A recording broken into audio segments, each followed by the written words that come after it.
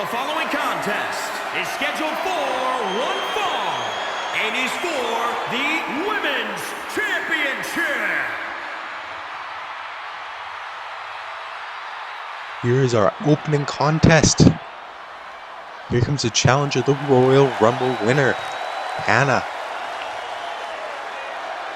Huge opportunity for Hannah. This is her farewell match in JOW. She had the chance to finally become women's champ on her way out. But can she do it? I mean, what happens if she does become champ? As far as we know, this is her final match in JOW, her farewell tour.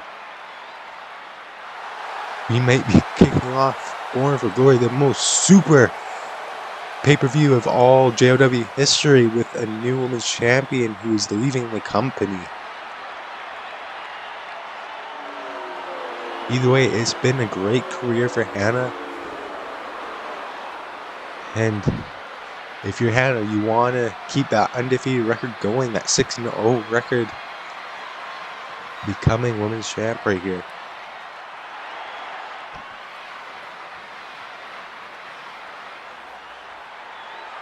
But it's not going to be easy because she has to go against the new current women's champion, Tony.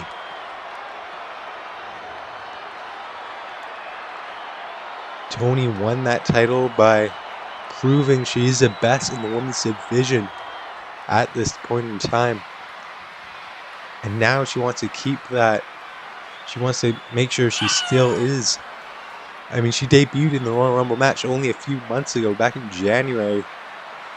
And as the at the number 10 spot, she did not win the match, but Hannah won that match. And this is why this is what she got from winning. It ended up being Tony she has to fight. It came full circle. The final two, I believe, maybe the final three. Either way, it was close. Tony was close to winning that Royal Rumble match. And now they meet in the opening match here at Born for Glory.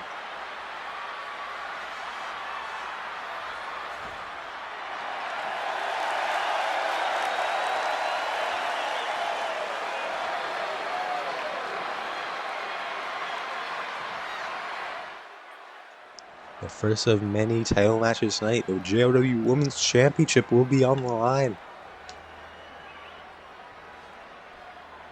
Introducing the challenger from Kentucky, Hannah. And introducing the champion from Kyoto, Japan. She's the women's champion, Tony Satoru.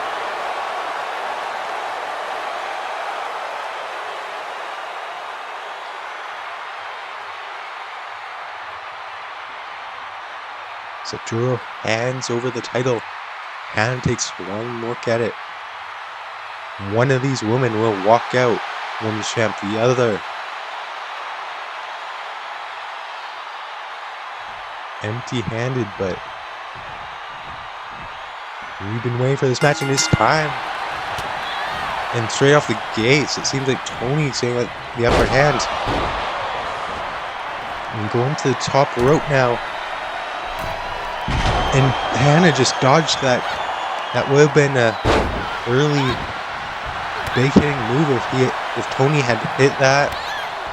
Could have been the beginning and end early on, but that DDT just planted Hannah as well. Going back to the top, maybe trying for that drop kick again, just allowing Hannah to catch her breath though. Gotta be some sportsmanship in this match, and might be some sportsmanship, but just two boots in the face of Hannah. I mean, this is an important match. Goes back down, decide not to go to the top rope after all, and a headbutt just drops Hannah.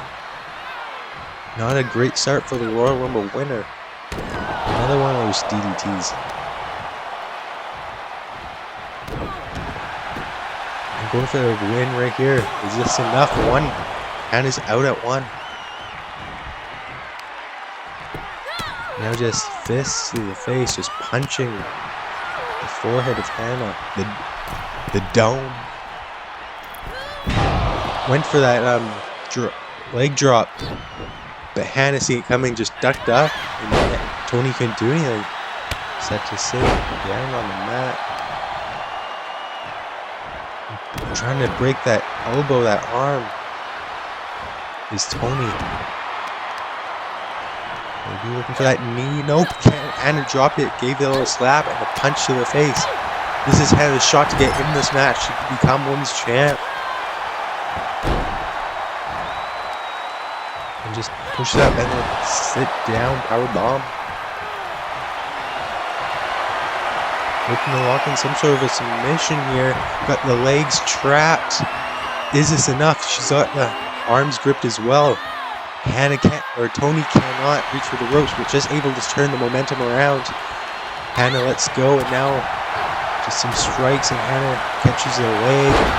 Maybe looking for it again, or maybe looking for the Hannah's special here. The sharpshooter. This might be it.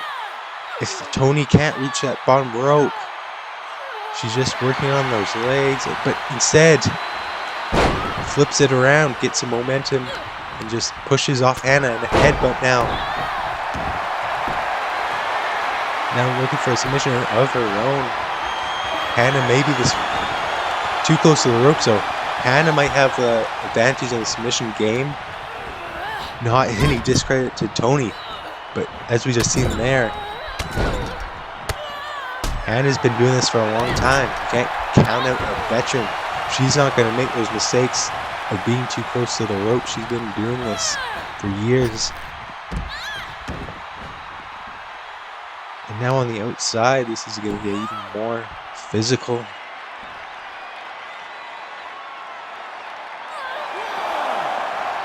Just working on those limbs now. It seems like she's planning on working on the leg. You take out the leg of Sartori, you take out the power and things like that with the aerial offense. She's not going to be able to jump off the legs as easily if you damage them. Now just breaking that count, meets Hannah on the outside, but Hannah gets behind in a big suplex.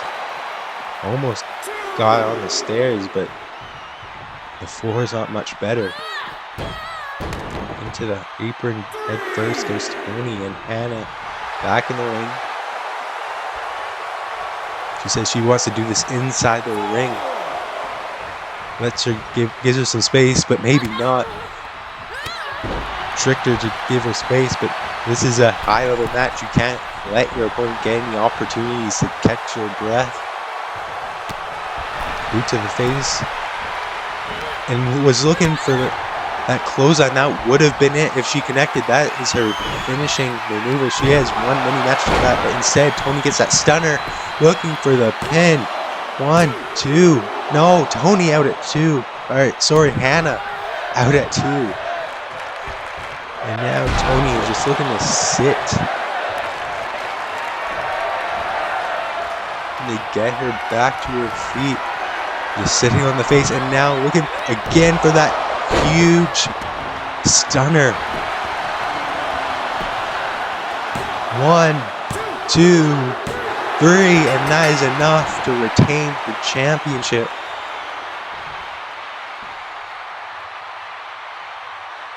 But good job to both women. Hannah's final match here in JOW did not disappoint. She went up with one of the fastest rising stars in JOW history, Tony. But in the end, that stunner, that sit on the face that we just watched there, ended the night. Women's champion, Tony Satoru. The reign continues of Tony, who will be next in line for her shot. She is on the road to defeating every challenger.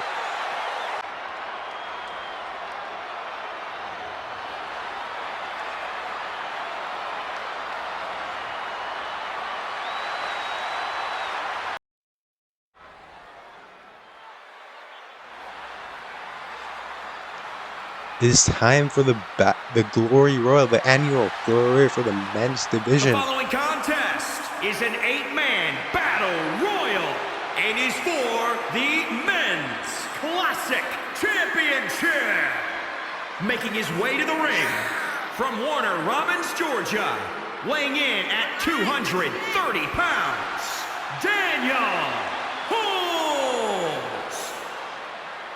Daniel Holmes, obviously a former world champion, 5-star wrestling champion, one of the most dominant men at one point, looking to get back to that spot, get that winning streak back here. This is a great opportunity to do so. This may be an 8-man battle royal, but if you win this match, you are the second person in history to win the annual Glory Royal. You get that championship around your waist for a whole year until next year's Glory Royal. And this is a great place to turn around. Last year's winner, the Nightmare Corey, did exactly that.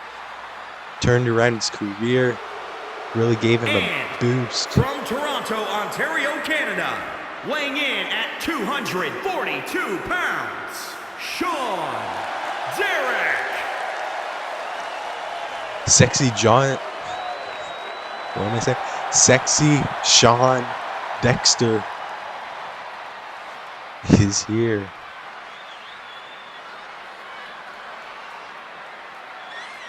Obviously, also a former landmark champion, as well as holding multiple titles around different places. This is a stacked battle royal. Last year was too, but this year is full of champions, former champions, and just some of the best in-ring competitors we have here in JOW, including this man.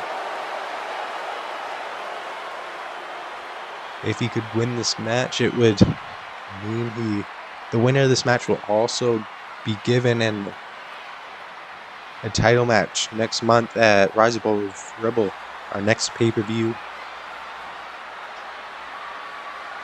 We don't know which title they'll get yet, but they will receive some sort of a championship opportunity a month from now. If that's Sean, it would be a big chance to get his second title in JOW.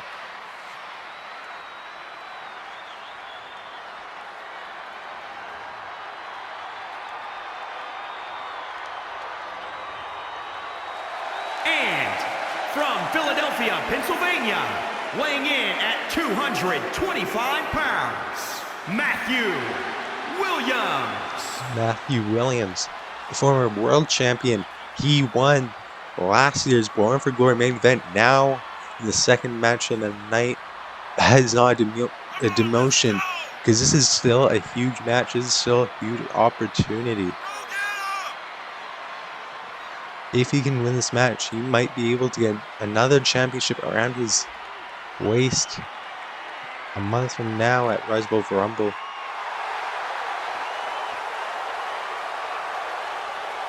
Like I said, main event of last year's Born for Glory, won the match, became world champ, won the first ever men's Royal Rumble, first ever landmark champion.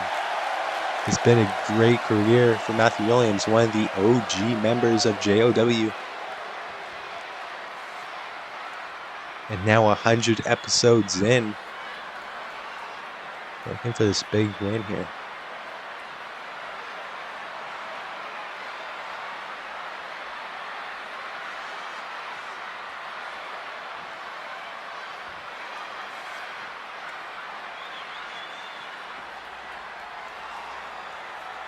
Who's up next?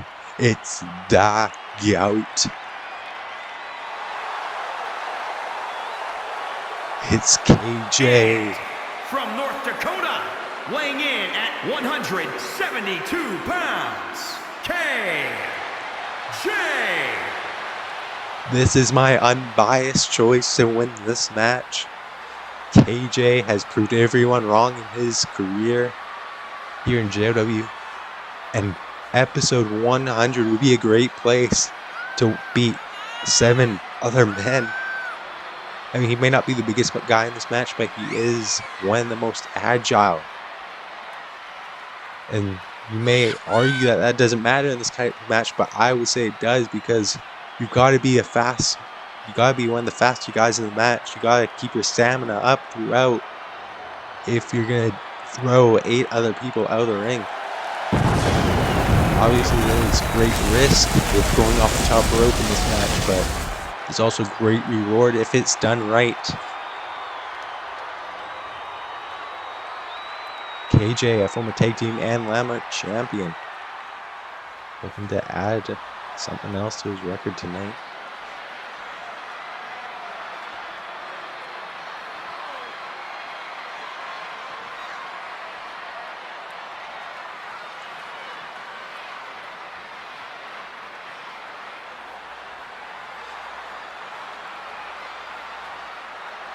Who do you guys have winning this Battle Royal so far?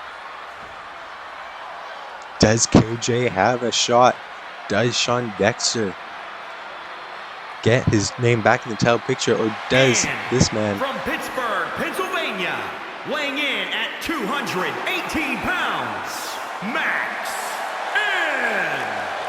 Max Navarro just recently changed his name here in JOW, bringing this new attitude, this new persona that we've seen in many other places in the past, but he made his first appearance as Max last week against Matthew Williams. Lost that match, but that doesn't matter tonight.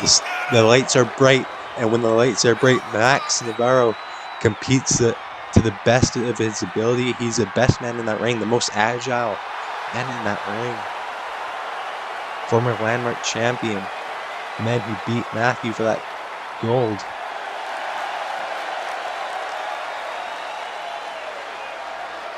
Two-time, I believe, isn't he? Two-time champ, at least. I didn't check that. I might not be right.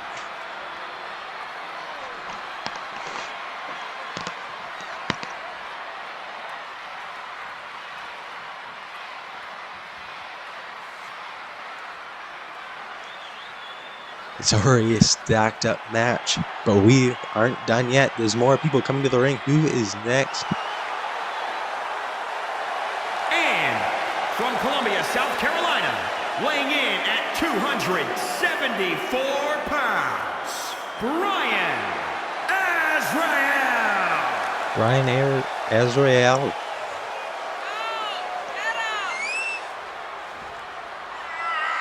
One of the most dangerous men in the match. You see that candlestick he's bringing down to the ring.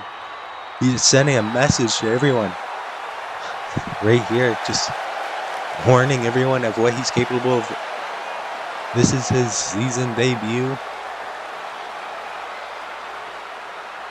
Big opportunity to prove that he belongs in this match, that he can get that title opportunity he's been waiting for.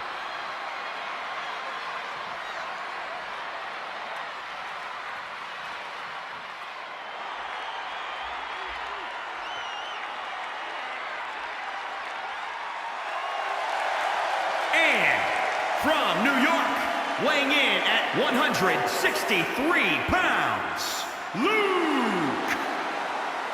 Can't forget about the former tag team champ as well. Had a long reign as tag team champ with Mr. Tacos. And now tonight, looking to get his name back in a prominent position in the singles division, rather. What better way to do so? He's not got the best record. He's near the end of the rankings, but if he can turn that around tonight and start going up, getting some wins, getting some important title wins, it would be a huge shift in his current position. But still, not someone you can underestimate is Lucas.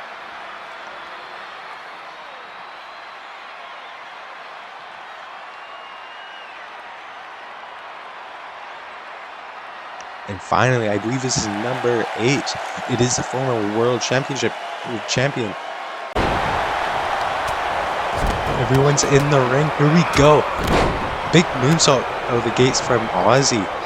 8 men in this match. All of them have had great careers. And there goes someone by the hands of Brian Israel. That was Matthew Williams, the winner of last year's main event at Born for Glory. Out so early in this match. That was a huge surprise because he would have been one of the favorites. I mean, he left Born for Glory last year. World champ, now he got eliminated from the annual Glory World first. Mere seconds in, super hit from Lucas. This match is moving quickly. Sean looking to eliminate Daniel Holmes, and he does. A Luva kick. And that is 2 gone already. KJ can go after Ozzy, maybe. Picking him up. His forearm shot. Bunch of forearm shots here. We're seeing Max and Dexter, Israel and Satorio. Israel might be looking to go after KJ, but KJ goes after him first. KJ's clearing house here. Moonsault off the top rope. Springboard. But there's that strength of Ozzy. We're seeing. And now Satorio goes from behind, takes out Dexter. It's not enough strength to lift up the bigger man Ozzy. Israel, that bicycle knee strike into this base, the jaw of Sean Dexter. Now those quick shots there from Lucas. Lucas and KJ, smaller guys in this match, but they have that speed advantage. Can't count Max Navarro as well. That aerial offense.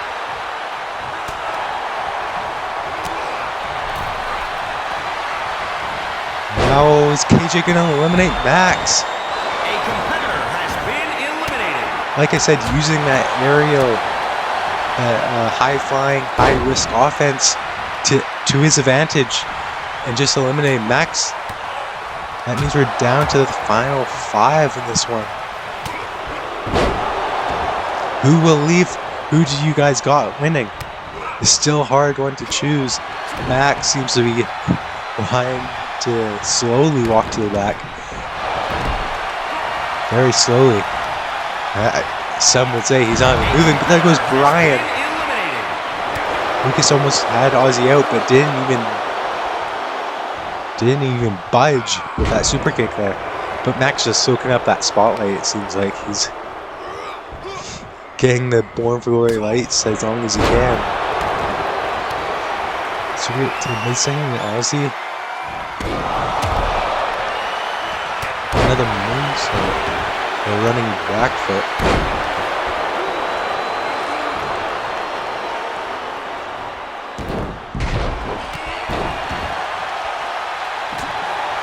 Everyone in this match to this point are former champions. You have one former world champ, two former landmark, as well as 2 former tag team champs that we're seeing fight there. Lucas and KJ, almost at the end of KJ's night, but he got out of that. Dexter and Ozzy seem to be fighting on the other side, the other corner. KJ moved out of the way. Lucas seemed to be looking for some sort of frog splash maybe. And now Lucas on the outside, inside now. Saved himself. Super kick on the chin. And now just drops down Dexter to Ozzy.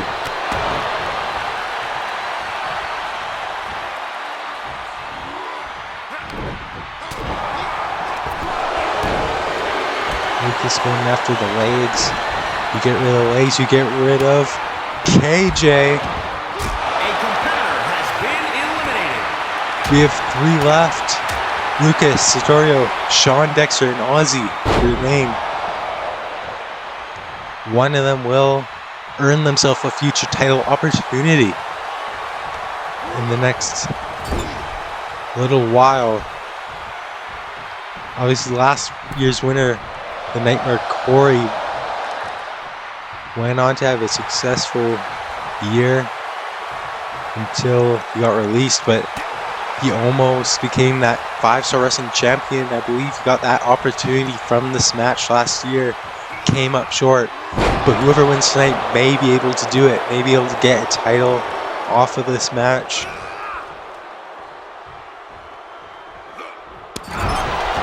Ozzy just working on Dexter.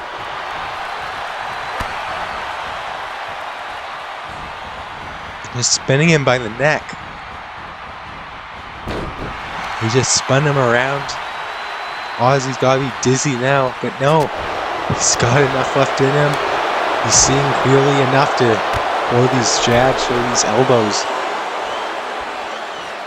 I'm looking to eliminate Sean here, and he does it. The final two, and he just caves in the face of Ozzy. This is Lucas's chance. He just has to get him out of the ring. He's looking for a submission here. Wear down the heel. But that cave in there, that just rocked, turned Ozzy inside out. He should have just went to get him over the top rope. He was out of it. I mean, he's still got a good thing going here, but okay, now maybe looking to get him out of the ring, but not sure what corner, what ropes to go to, and took too long. Ozzy fighting out of a bad situation he was in. Now we got Lucas by the hair, looking to take Lucas out. If he can do this, he will win the match. He's gone down to the bottom. Just has to kick out the... No. Lucas able to fight back. Now Lucas gone into the corner. Can he just toss the bigger man over the top? No. Ozzy able to get that elbow down into the face. Now let's try here. If he can get a running start. Oh, but Ozzy just pushes him out of the way. Moves out of the way and wins it for himself. Lucas has got to be upset with that one. He had it won, but just mistimed it. Ozzy was able to move out of the way, and just Lucas used his own momentum. Got eliminated from the match, but here is your winner and new men's classic champion, Ozzy has won the second ever annual Men's Glory Royal. And he's in. Making his way to the ring from Warsaw, Poland, weighing in at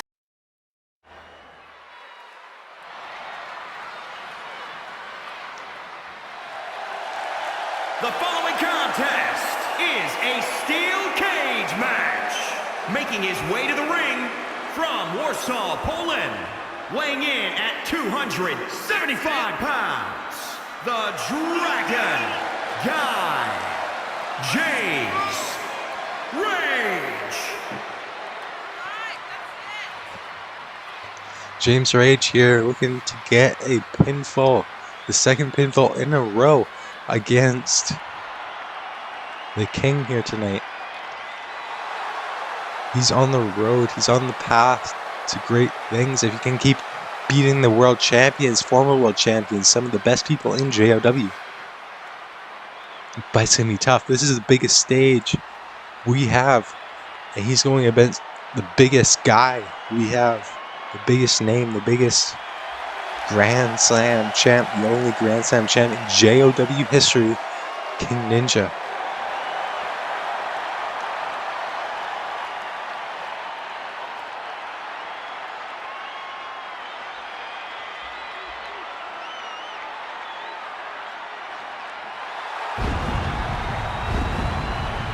The fire comes up when Ninja put that sword into the stage. walking down to the ring as fire follows And his him. opponent from England, weighing in at 263 pounds, the Ninja King. Ninja here making his second Born for Glory match. Last year against Brad, of course.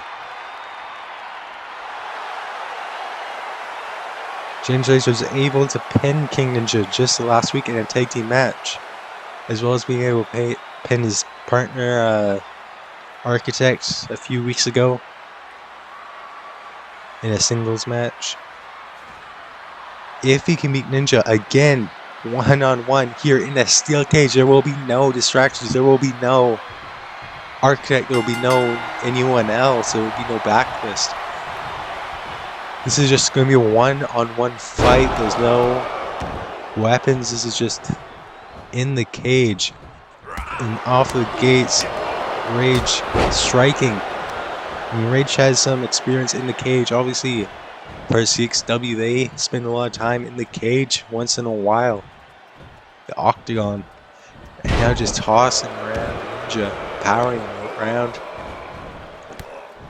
Both these guys are big guys. They're big, strong individuals here. Some of the strongest guys we have on the roster. And they're going to use that, but right now working on the fingers, working on the limbs. Just stomping Ninja. This isn't a great start for Ninja. We would expect to have a better opening, but they're taking advantage of that springboard moonsault. Moves out of the way just in time. Now just kicks and strikes to the midsection. Super kick to the midsection as well. We see those injured, maybe ribs. He's wearing that wrist tape, the rib tape.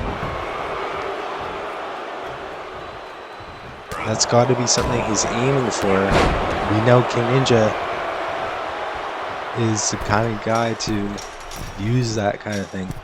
I thought he was going out of the cage, but instead, frog splash. Knees are up from James Rage. Both men to their feet.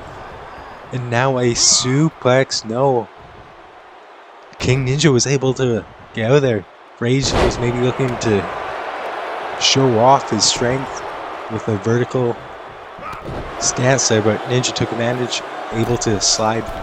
Now maybe looking to climb the cage, but instead, turn around, elbow drop on the back of James Rage. Now more strikes to that ribs. Gives him one in return. Back to the back of the neck.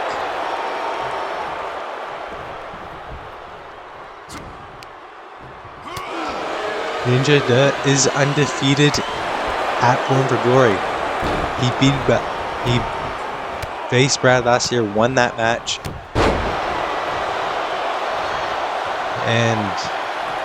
But this is still a tough challenge for James. What's he looking for? The big just kicks that head right off Ninja. 2. King Ninja just able to kick out. But if he can keep landing big shots, big kicks, big... But this might be enough right here. The Dude Buster. And he's going for the pin. 1, 2, 3. James Rage beats King Ninja 2 weeks in a row. This time at Born for Glory. Massive win for James Rage. We look back here, that Dude Buster is what ended the night.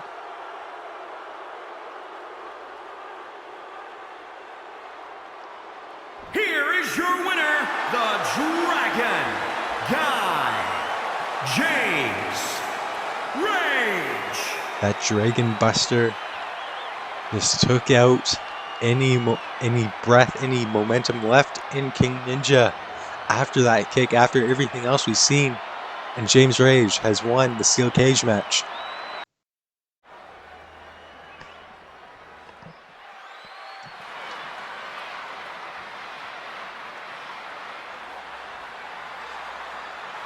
That guy's sniffing that guy's neck.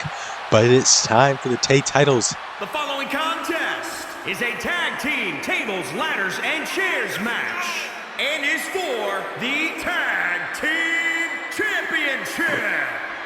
Introducing the challengers first, from New York, weighing in at 200 pounds, DZ. DZ, the legendary DZ here at Born for Glory, making his season in-ring debut alongside his partner Jesse, who just made his debut last week of the season.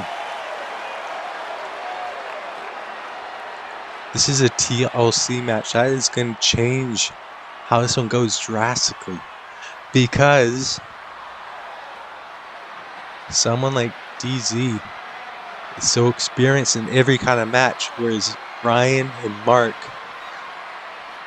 are so dangerous but maybe less experienced in this type of matchup. But you can never count out those guys out. But you can never count out all hail King Jesse here.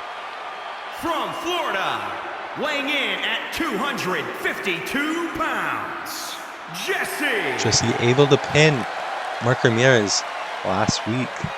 That's got to give them a confident boost in this matchup. But they are going against someone who has a stranglehold over this tag team division. But who better to take that stranglehold off than the first ever tag team champions? Jesse, obviously one half of the first ever tag team champions, alongside with CEO of SWO. Now, without CEO, it is just DZ and Jesse representing the team. Can SWO get that title, those titles around their waist again? DC for the first time in his career here in JOW.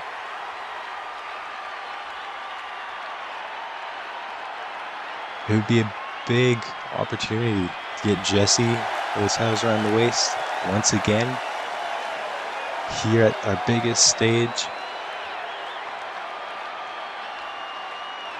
As well as DC for the first time, as I just said.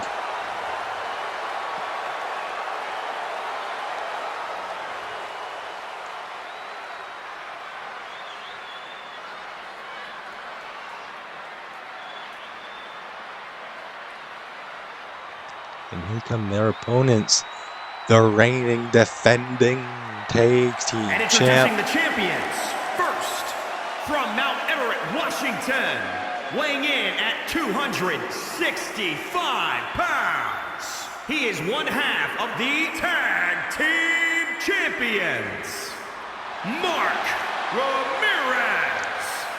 Big Mark Ramirez. One half of Suicide Silence. But he did come up short against Jesse only 7 nights ago. Is that going to play a factor? Is that going to shake the confidence that Mark has had this far into the reign? Second longest reigning tag champs of all time. Third longest reigning champs of all time altogether. Any championship.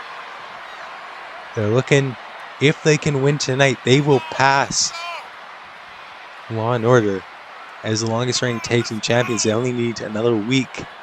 And by next week, they will be the longest reigning. This is their last match they need to win, but it's a tough one. It's the biggest stage. It's a TLC match against two veterans, not only of wrestling, but in tag team wrestling, as well as being a tag team for so much longer than Mark and Ryan. But you can never count out these guys. They have held the tag titles for 100 and days. 30-something days, I believe. I'd have to check that. But obviously, as well as Jack Daniels holding with Mark an extra month, that doesn't get counted with Ryan's reign. He's got a sword as well, his Swordomania.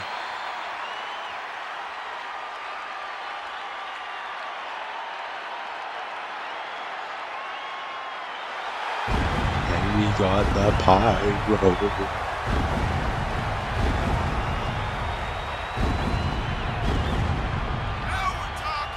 Ryan. From Champlin, Minnesota, weighing in at 255 pounds, he is one half of the Tag Team Champions, Ryan Basham. Ryan Basham has a bit more experience than Mark Ramirez by a couple months.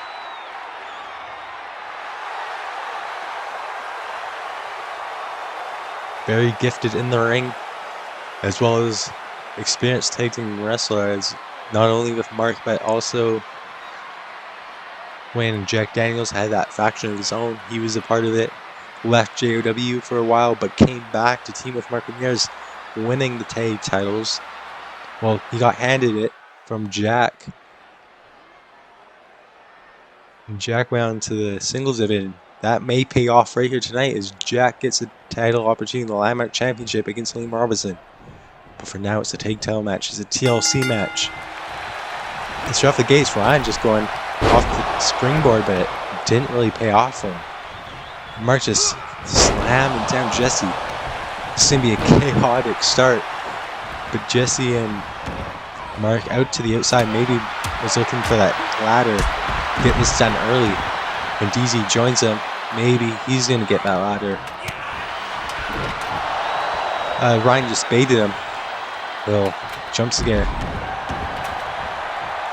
And he steals the ladder from DZ and just knocks him back into next week, last week, wherever week it is. But you've seen DZ get up. He's got to deal a little more damage to that guy first. Get that guy out of here so I can climb this ladder. Get it done with. But DZ about to... thought he could run up there fast enough. Now just tipping the ladder, just power there. And this power bomb onto the ladder there. The lower back landed on the tailbone onto the ladder. We're seeing Mark just pummel Jesse on the outside with that steel chair.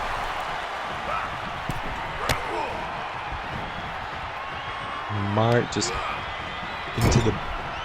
What is Ryan looking to do with GZ though? DZ able to get out of it. Jesse getting battered in the corner.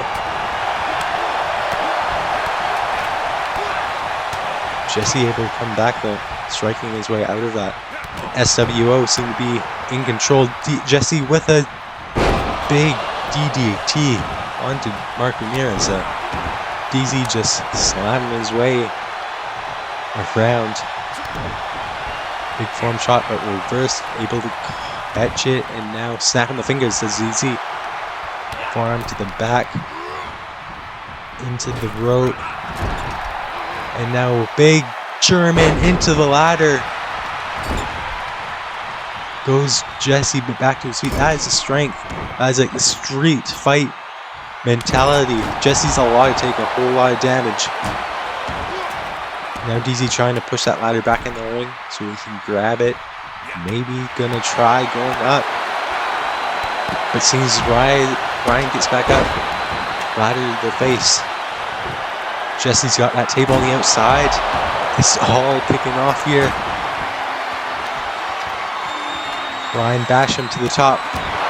Trying to... Our ladder matches are so different from normal ladder matches, as I said earlier. They have those combinations that you have to unlock on the title. It's just going to take you a lot longer. But Mark and DZ just fighting, and there goes Ryan. DZ on his own. It's his chance, but what's he doing? He's climbing to the top. He's looking, moves up, but Ryan able to move out of the way. That was high risk, but didn't get that high reward. But the fight of DZ to get back up. He knows this is an important match.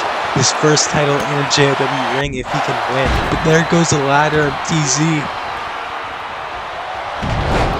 And now suplex city to Jesse. Ryan able to eliminate DZ from the equation. Mark looking to do the same to Jesse. Ryan, will this be it? Can he just unlock that combination? There goes Jesse. It's all Ryan right now. This is his shot.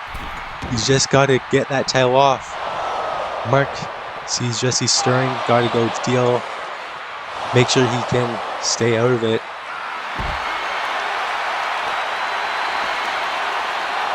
He's got to hurry up because DZ's just getting up to his feet as well. Just getting in the ring. He still has a shot though until DZ gets to him.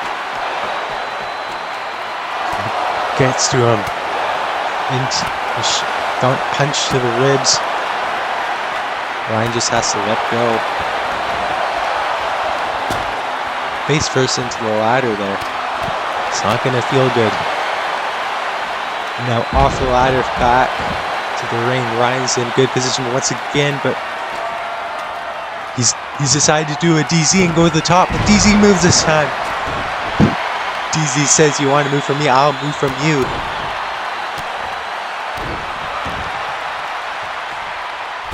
And now to the second rope. Knee to the face. Now it's DZ's shot. Can he pull that ladder off for the first time? The first title. Will the boyhood dream come true? But Mark just comes from behind. Ryan coming from the front. This is now Jesse and Mark just trying to. What is Mark doing? What is Jesse doing? We have 4 men on one ladder just beating the shit out of each other. And Mark just jumped over. And now Jesse jumped over. We have SW and Suicide Silence on the other side. What is happening? There goes Ryan Basham. There's 3 men on a ladder. Ryan just rolls out of the ring. Mark taking shots. And now has DZ. But he got out of it. SWO 2-on-1 here against Mark Ramirez. This is Tag Team TLC match at its finest. There goes DZ. And there goes Mark. Jesse's on his own. DZ able to. Ryan's outside the ring. Mark is getting handled by DZ. Can Jesse just take those titles off? He's got nothing to worry about, but no, DZ. I think DZ inadvertently just took out the ladder from beneath him. Jesse's about to pull the title off. And now DZ moved the ladder away, so Jesse didn't land on it. Took out Mark, took out Ryan. And trying to do it again here. Whoa. I think Jesse's upset with DZ. A bit of I think they're a little fed up with each other here. We're seeing them attack one another, not allowing the other to get any offense in on Ryan. DZ just, I think he went for a drop kick moments ago, knocked the ladder from beneath Jesse. He had the match won, and now Jesse, there seems to be some miscommunication at the very least. But Jesse does it. Jesse pulls off the titles. And new tag team champions to reign. The stranglehold of Suicide Silence is over. SWO have done it. Here is your winner and new tag team champion, Jesse. That's gotta be heartbreaking to Mark. London, England, weighing in at 255 pounds. And his opponent, Dragon, from Reville, Quebec, Canada, weighing in at 200.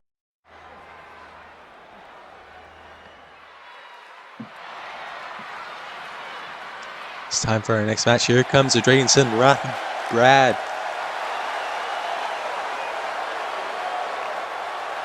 The following contest is scheduled for one fall. Making his way to the ring from London, England, weighing in at 255 pounds, the Dragon Brad. Number 1 ranked in JOW men's division.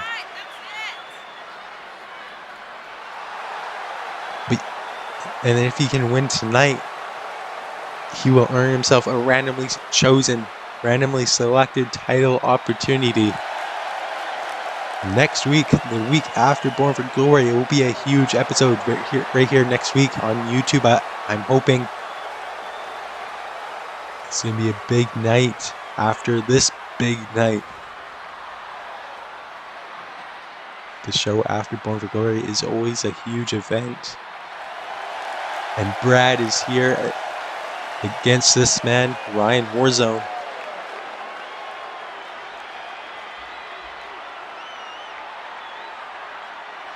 And his opponent from Marieville, Quebec, Canada, weighing in at 260 pounds, Ryan Warlord. Ryan Warzone, veteran of this typo thing. He asked for this match. He challenged Brad.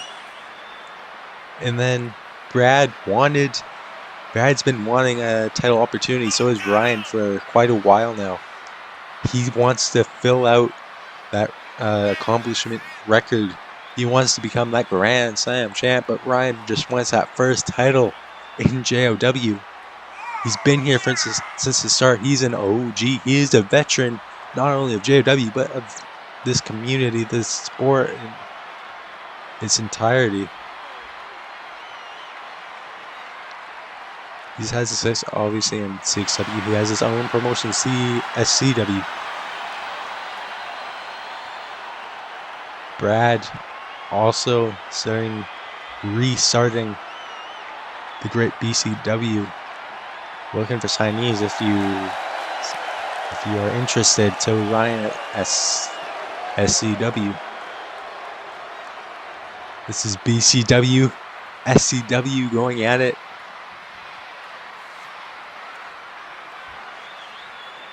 Trying to get themselves that title next week.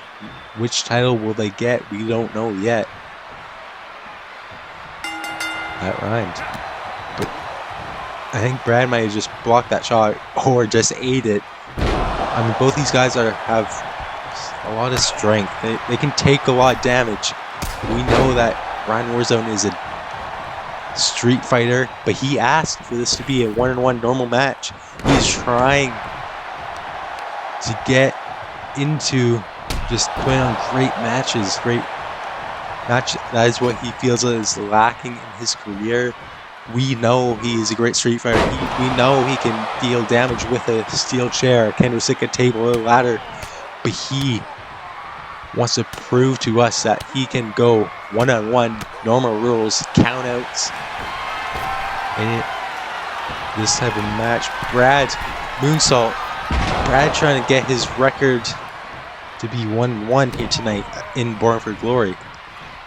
Last year, come up short against his former teammate King Ninja. That grudge match.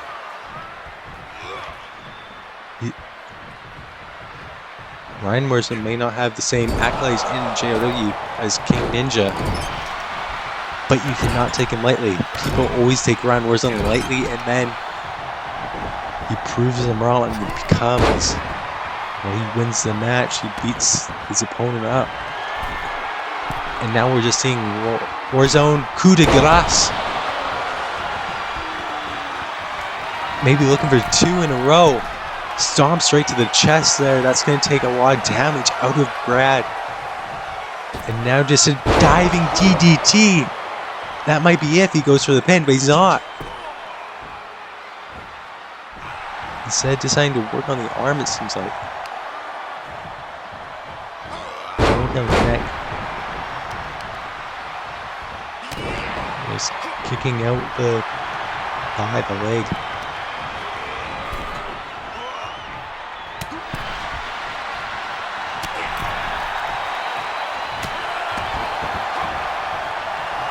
Punching Ryan out of the ring. Warzone's picking up suplex Falcon Arrow instead to Brad. Now maybe looking for the pin. Decides he doesn't even have to move him. He's in the middle of the ring. 1, 2, 3. No! Brad able to get 2.9. That Falcon Arrow, that coup de grace, almost had it won. We just need something to put this away, and this might be it. This Salt of the Earth armbar. No. He lets go of it. But he is working on that left arm, it seems like here. A spear! He just hit the spear. That's got to be it. Falls into the pin. 1, 2, 3. He did it. Ryan Warzone has defeated Brad, and he will get himself. He's defeated the #1 ranked Brad to earn himself a title opportunity next week. But which title will it be? We'll have to wait and see. Rhymed again. But that spear, that has got to be a massive upset. I was not expecting Ryan Warzone to beat it. Nothing against Warzone. But Brad is #1 ranked in all of JW. Ryan Warlord.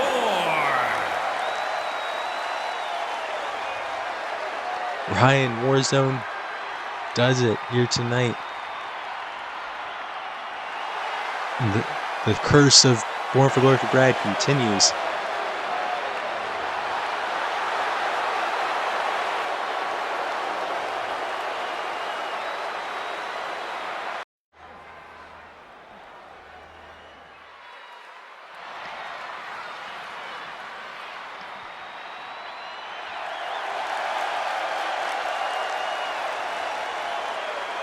Time for the Invitational Open Challenge by James Meadow. Here comes James. We do not know who he will be facing.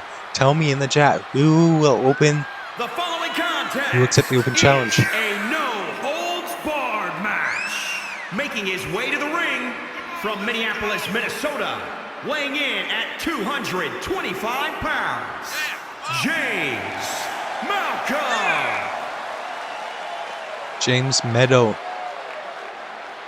Can he come into this match not knowing who he's going to fight? This can be someone from outside JOW. Someone who possibly have never seen in a JOW ring. It's an Invitational Open Challenge. Someone elsewhere in a different company, different promotion is going to answer. Who will it be? We're about to find out. Tell me in the chat right now. Meadows ready, it seems like. It's Husky! His opponent from New The York, GOAT! weighing in at 325 pounds, Hustler Harris. Husky Harris is here. The GOAT, former champion in NGS. He's competed around the world. And he knows this man, James Meadow, so well. They have shared the ring before multiple times. I've shared the ring with Husky multiple times for titles. He's kind of been a pain in my ass on multiple times, but he is here in JOW, making a JOW debut. Is this one time? Is this for good? We'll have to wait and find out, but either way, what a match, what a surprise. That Meadow couldn't have been expecting this, but he knows him well. This maybe won't be as much of a challenge since he knows Husky so well. He knows what to expect. And straight out of the gates, we're seeing that with these quick shots, these quick jabs. Seems to be really dealing damage to Husky early on. The quickness of James Meadow is going to be a lot faster than Husky, but Husky's got that power, obviously. And James is going to the top rope. Frog splash. So far, all Meadow. I mean, both these guys know how to deal with each other. I don't know when the last time Husky stepped in a ring was, though. That there might be a slight bit of ring rust. Big elbow drop from the top rope. This is the Super Invitational Challenge. Husky Gemini is here. Cousin of Alex Gemini. He's getting his ass kicked by James M.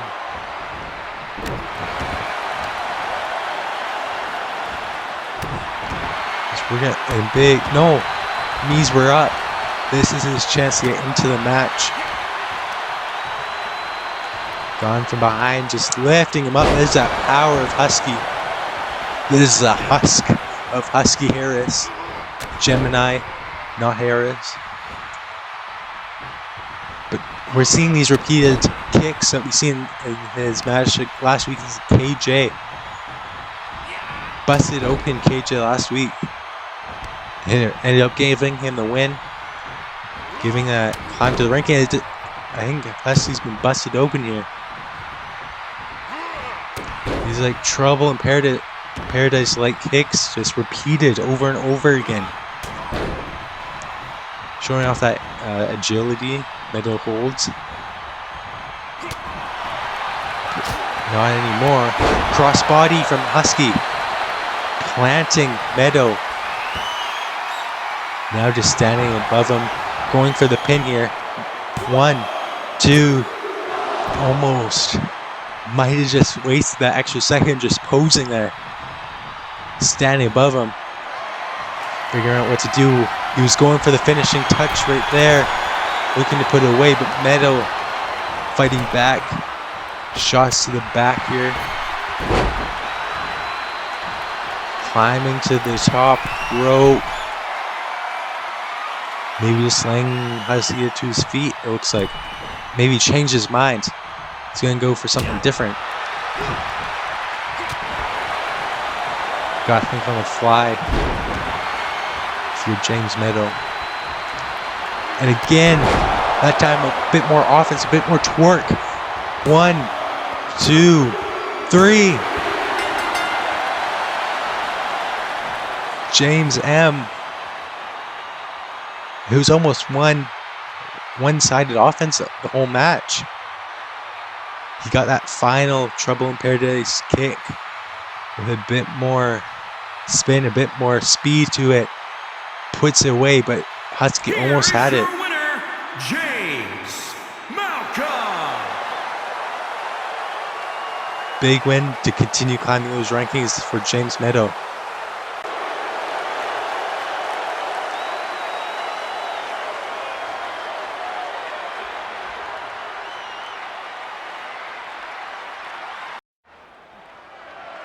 The following contest is a Falls Count Anywhere match and is for the Men's Championship.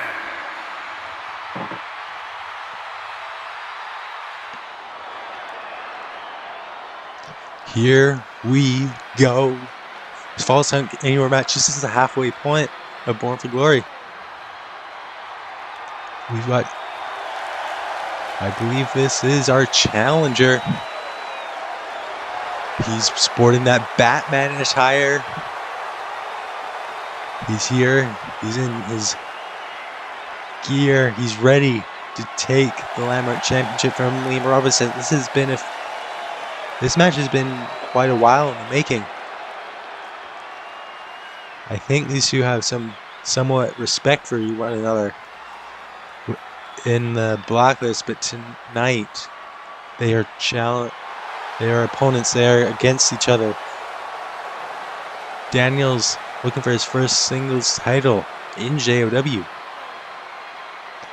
And he's not going to hold back against someone like Liam Robinson. Last year main eventing Born for Glory came up short last year. Walking in as a champion, out no longer. Daniels wants to make that happen once again.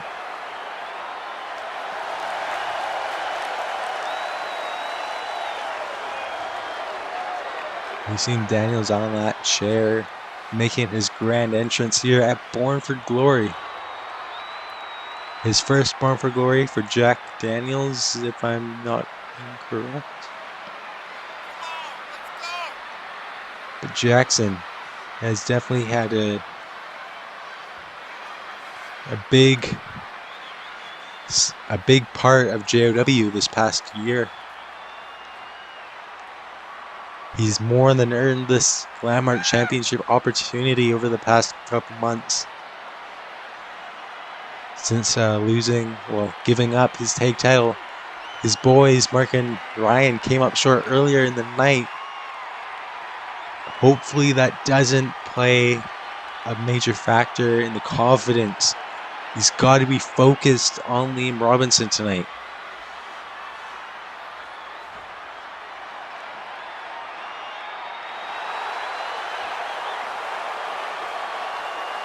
Jack went up against the Blacklist alongside Suicide Silence a few weeks ago, but tonight this is one-on-one. Him versus Liam Robinson, Landmark Championship.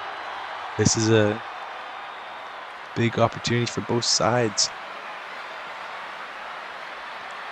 Liam's wanting to get that losing streak over with. He wants to get his first Born for Glory win, but Jack wants that first singles title in JOW.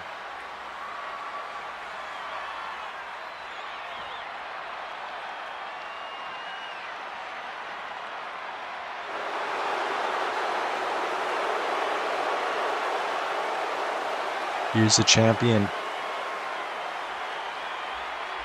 He is a former world champion, former tag team champion, and your current Landmark champion, as well as owner of CXW. He runs VIP promotions. He's won titles in CXW. He's won titles in EPW, possibly. He's won titles in NGS. But this is JOW. This is our biggest stage. This is the biggest Landmark Championship match possibly ever. This is his first Born for Glory defense.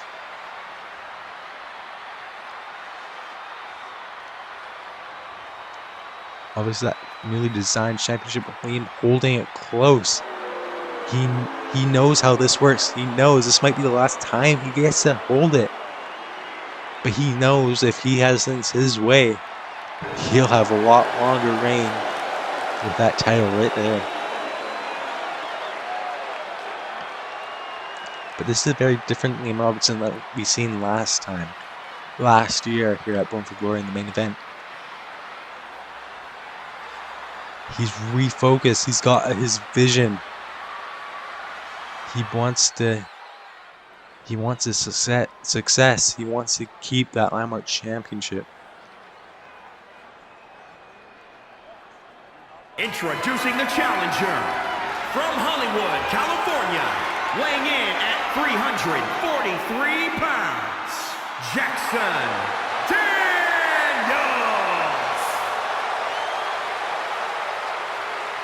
Submission and specialist. Introducing the champion from London, England, weighing in at 299 pounds, he is the men's champion, Liam Robinson.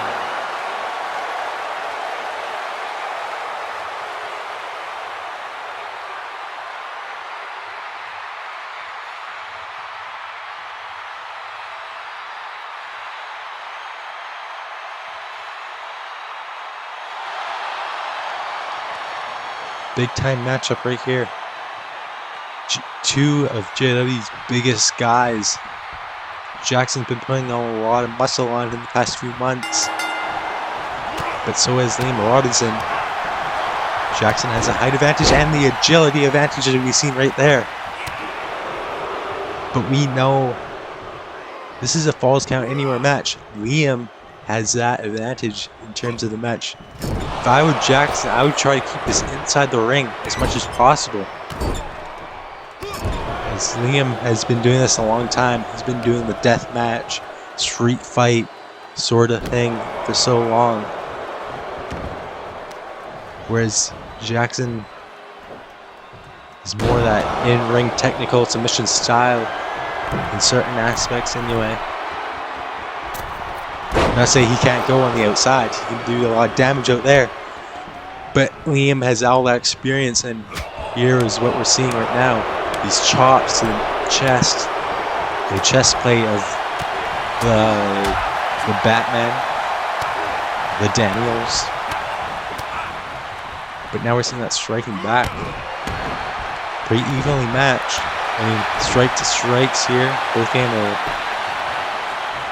the shots in. And now a headbutt knocks down Jackson Daniel. And just stomping on the fingers. The pinky, not the pinky. Again, just stomping the fingers. You take out the fingers, you take out a lot of submission moves. You got clench those. You got use those fingers to get your hands wrapped. If you can't do that, you can't get as much submission hold, squeeze on it. Nice, he's got Liam lifted up. Now just tossing him to the outside of the ring.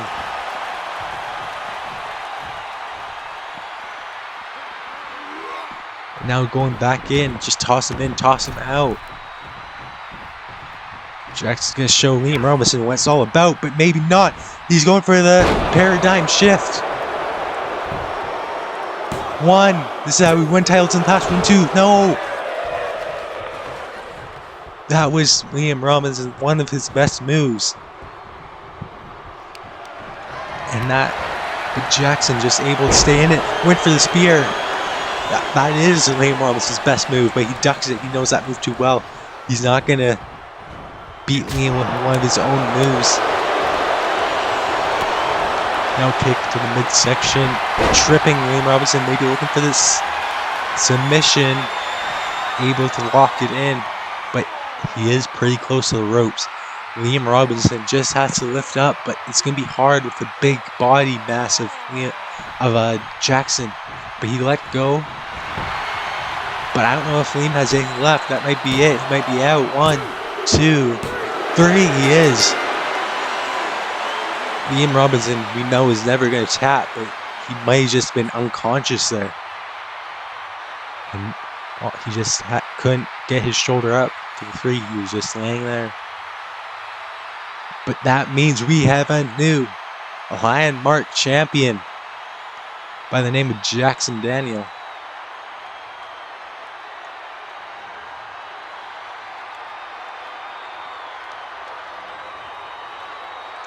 Looking back at what we just witnessed here. And new men's champion, Jackson Daniels. Just throwing the ref out of the ring. But he is your new champ. And you will learn to respect Jackson Daniels.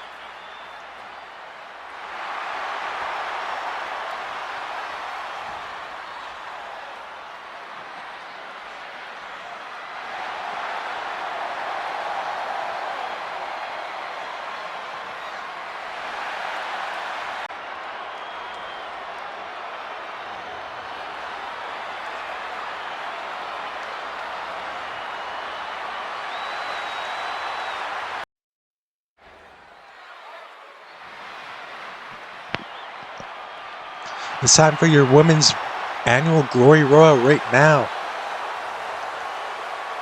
Out first here we have LMA Hardcourt making her second match in JOW. Is an 8-woman battle royal and is for the Women's Classic Championship.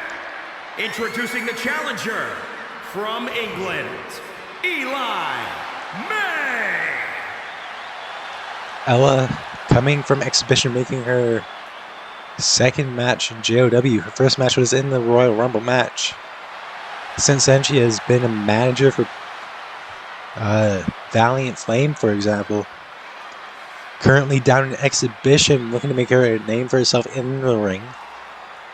But this is a great place to do so. Right here on the biggest stage. Go back down to exhibition next week with a belt around her waist and a title opportunity in her future.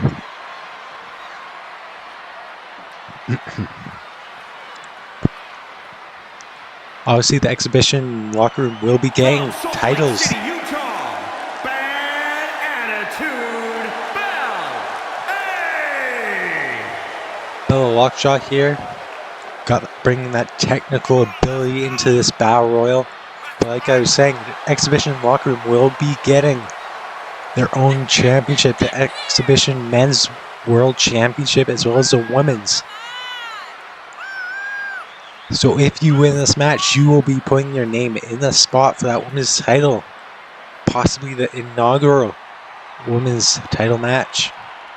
Coming up in only a little while. Next week, I believe. It will be next week on 2 exhibitions in 1 week, technically. So we won't have it this Tuesday. But we'll be back for 2 nights after the show after Born for Glory on Thursday. But up next we have another woman from Exhibition trying to make a name for herself, Shawnee Gears. Very impressive in her first couple matches down the Exhibition. Can she use that to her advantage here tonight? From Detroit, Michigan, Madman SG.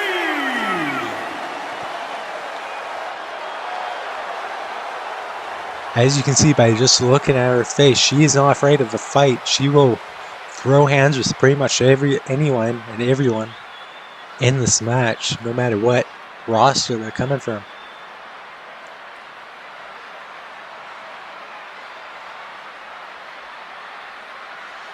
This is a stacked match. It's hard to predict who will leave winning the Battle Royal tonight.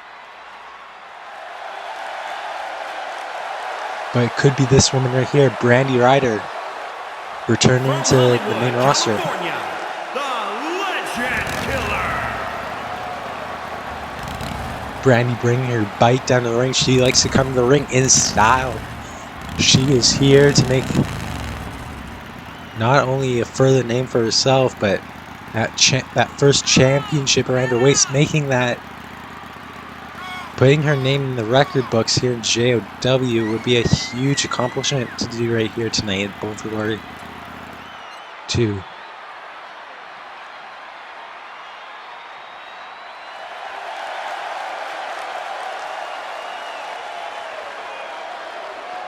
Brandy no stranger to the big lights either, but spending her time recently in Exhibition. She just got a win over JC Bright down there, coming in this match with some momentum behind her. Can she use that? And use that confidence, use that ability she has to win this match, beat 7 other women.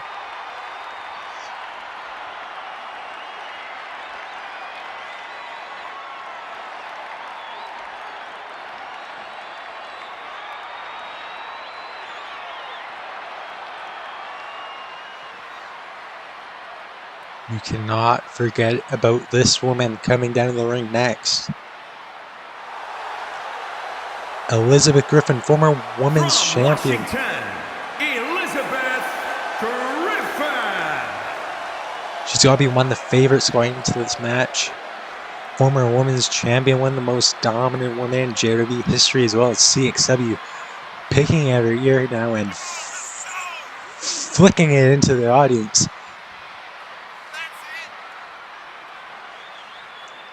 Griffin's going to bring that her success into this match. Likely the most successful woman we've got in the match, or one of them at least.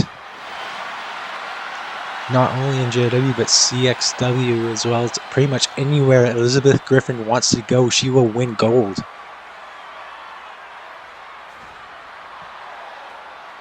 Not been a great start to her season. She's got a few losses on her record, but this is a great way to turn that around. Winning that Born for Glory championship, going on to the women's title sometime in the near future.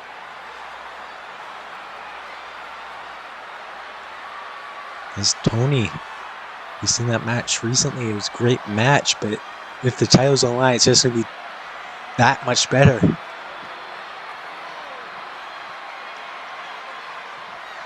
I just spoke to this woman earlier on, also from Exhibition, making her main roster debut. JC Bright, very impressive in her first debut match against Brandy in Exhibition. Can she win this Battle Royal? Use that strength she's got. Australia,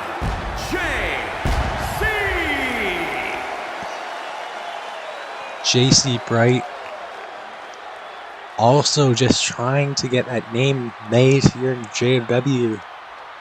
Came up short to Brandy in her debut, but that is nothing to take away from JC. She was looking great in that match, showing off how much power she has. And Brandy just used that rookie.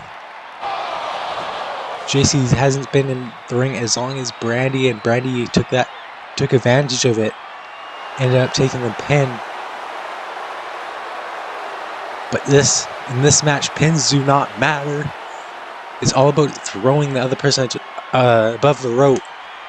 And if anyone's going to do that, it's going to be this woman right here.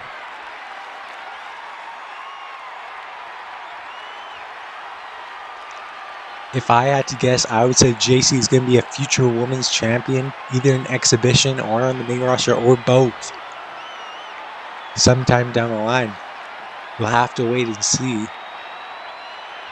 I mean, that journey to the title might start right here.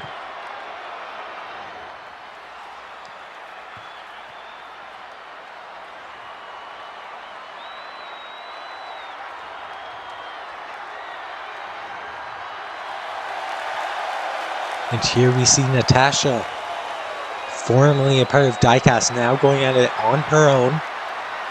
She's got the sword, the third person tonight to have a sword. Are you ready for the pyro?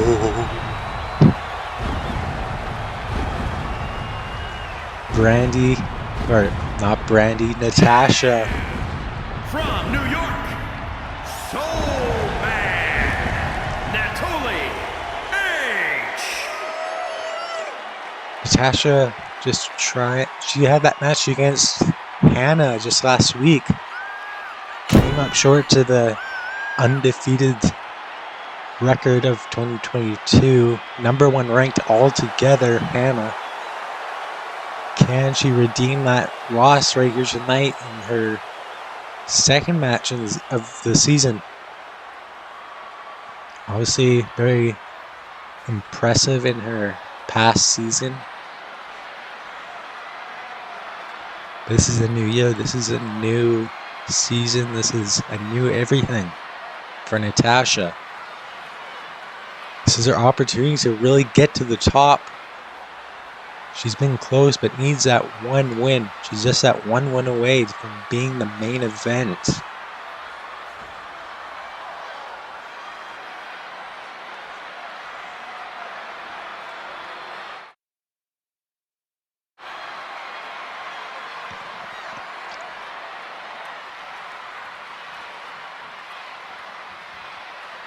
Of course, you cannot forget.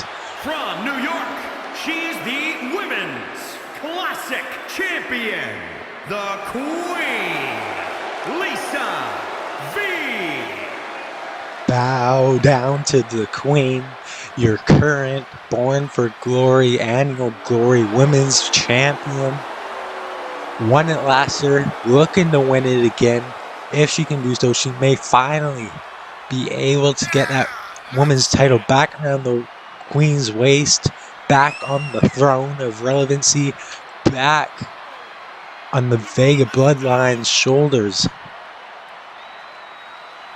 All she has to do is beat all 7 other women in this Battle Royal.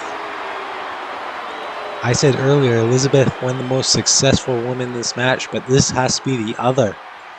She's almost done everything. Well, she pretty much has done everything there is to do in JOW. She's a former women's champ. She's the queen of JOW. She is last year's Annual Glory Royal winner. And now she's looking to make a dose. And here we go. Everybody's in the ring. Everybody's ready to go. It's chaos with 8 women. And Brandy just pummeling shots there on Natasha. We've got Lisa going after Gears. We've got Ella going after Bright. And obviously we've got Elizabeth trying to eliminate one of her opponents over in the corner. But can she just get it? No. Bella is able to hang on. She gets that elbow down. She's a great striker, along with Griffin.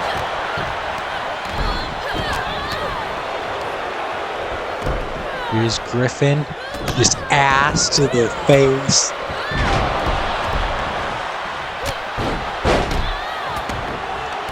Not only is it effective, it's embarrassing. She's going to humiliate Bella before she throws her out, but instead goes after Ella in the corner there. Both women know each other well over in CXW. Very successful, both of them. Someone's been eliminated. Gears, first one out. And that's just she's new to the JOW ring compared to a lot of these women, but still a huge opportunity to be in the ring with these people.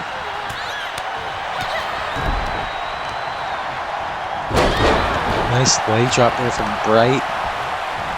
There's a lot going on, and Griffin's on her own. Gears is just trying to soak up that spotlight like we've seen earlier. Queen might be eliminated. Bella. Maluva kick gets out Bella Lockjaw. We're down to 6, ladies and gentlemen. We got... She's doing it again, but this time to Brandy. She's going to deliver some ass to everyone's face in this match. We've got a slow walk-in place party on the outside. Thought that might have been it for Ella, but not quite.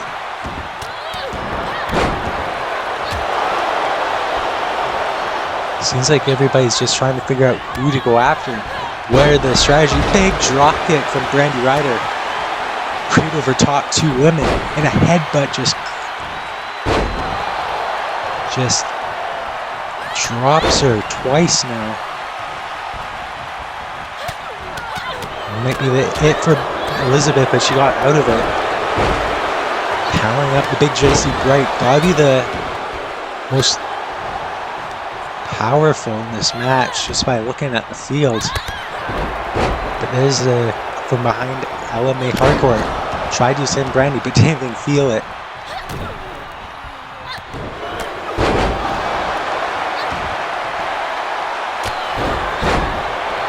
Got a neck breaker, but into between the legs from Vega. And now Vega looking for Saito suplex. Backstabber from Griffin. What is Brandy? Brandy just smashes JC Bray onto Ella May Hardcore. Now looking for the suplex, it seems like Bella. A lot's going on.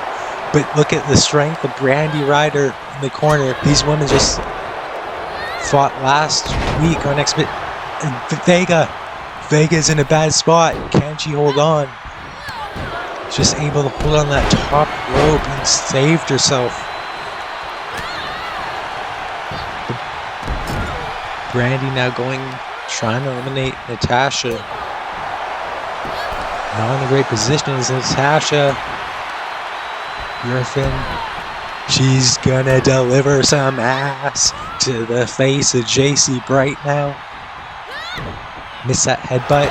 Brandy ducks out of the way. Very smart. She's been seeing people getting some headbutts, some butt heads. All the butts.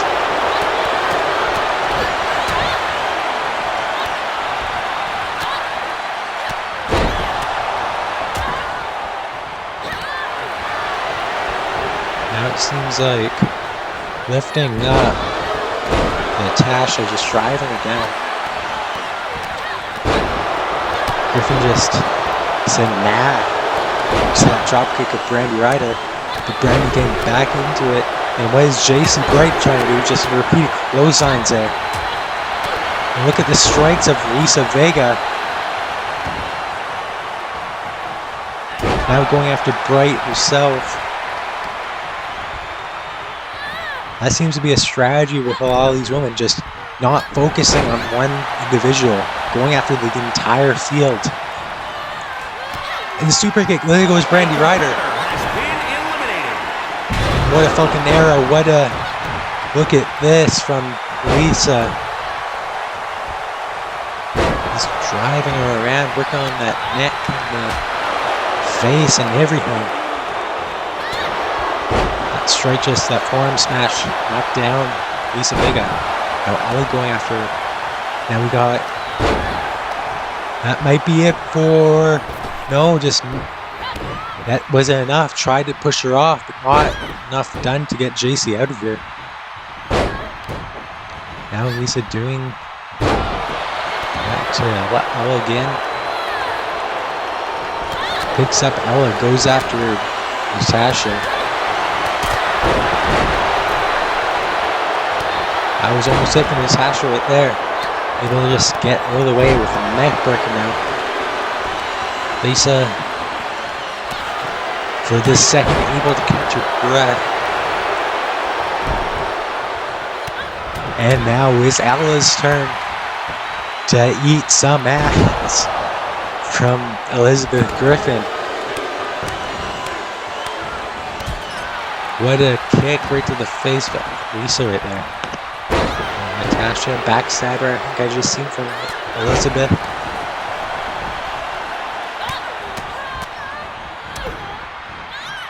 And another super kick. No, Lisa Vega hangs on. That is why she won last year. She knows what she's doing. Griffin just a shot to the, going after her now, and leg drop. Strikes from Ella. Fast striking ability over there. Brain buster.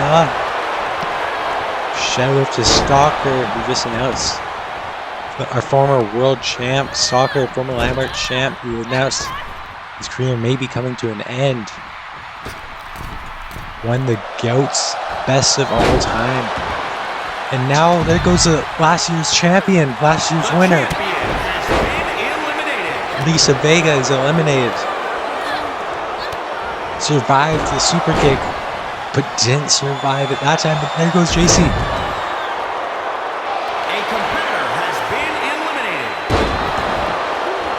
It's down to the final three, and now just repeated kicks to the nose, to the face, to the head of Natasha. We have 3 remaining.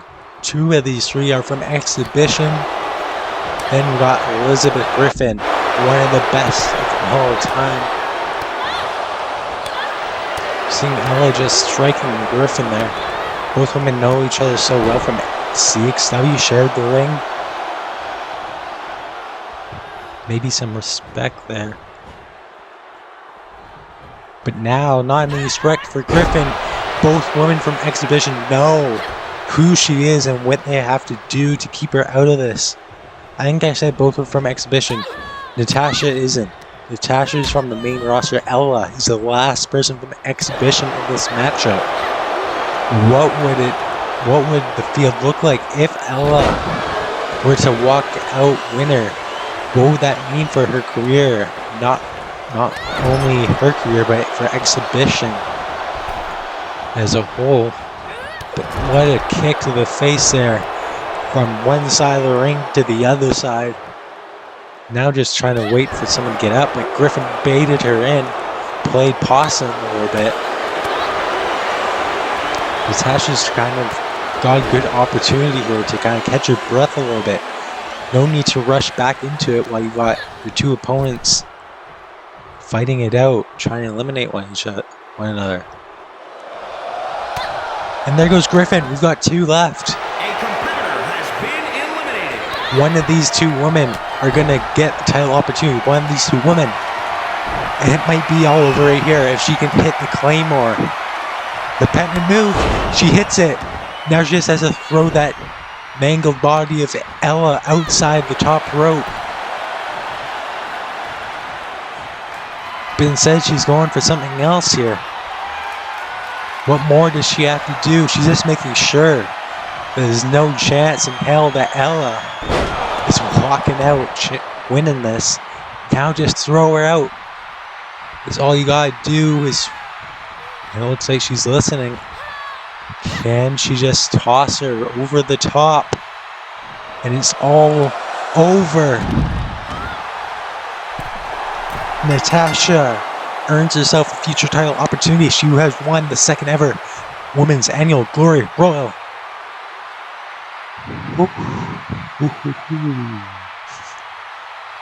I mean, great showing from every one of these women in this match.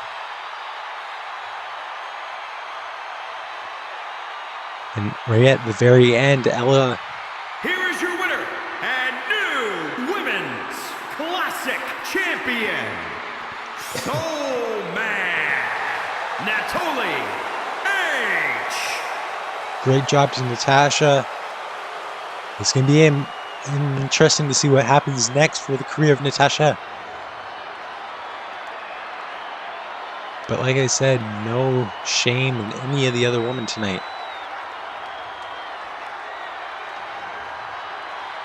As we look at Natasha breathing in the prize as the 2022 Women's Annual Glory Royal winner.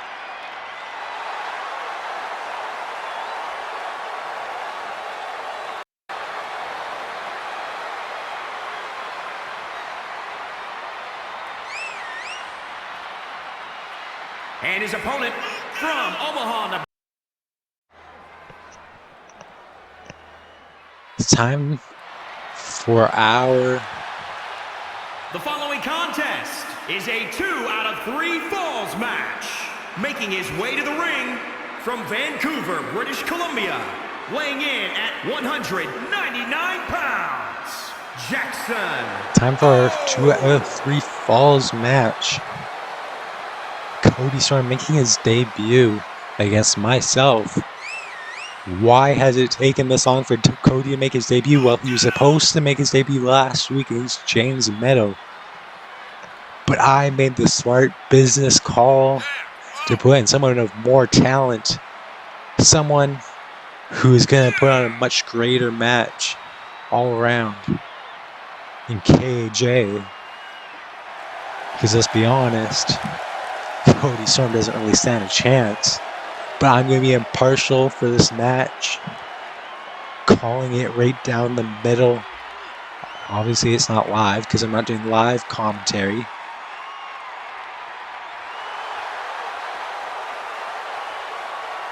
But I think we already know that Cody never stood a chance at all. Because KJ just better.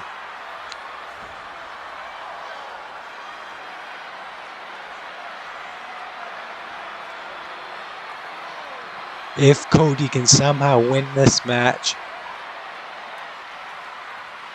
I don't think it's going to happen, so I'm not even going to say anything. Obviously, owner of NWF.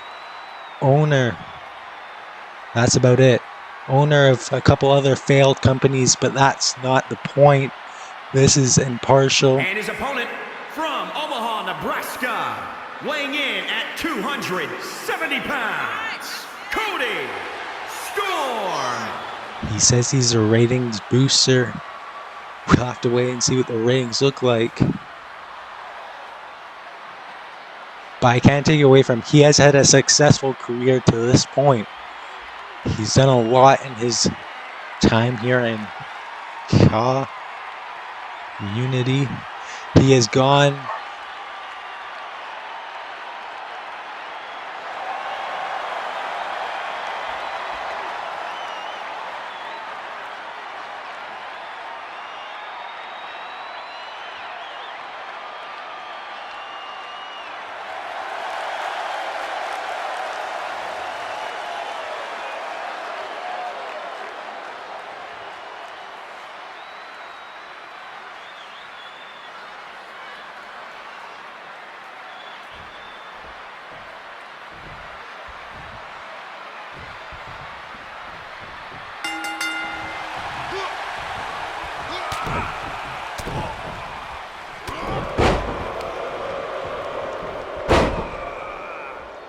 Everyone's in the ring. Here we go.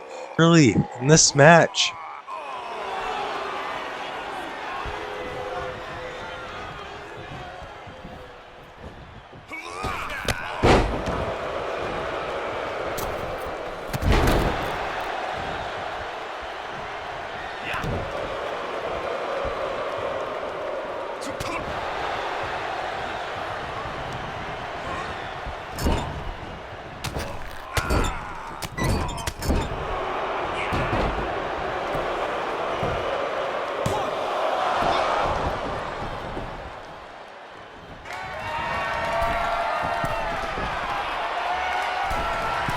Moonsault off the top rope. Springboard.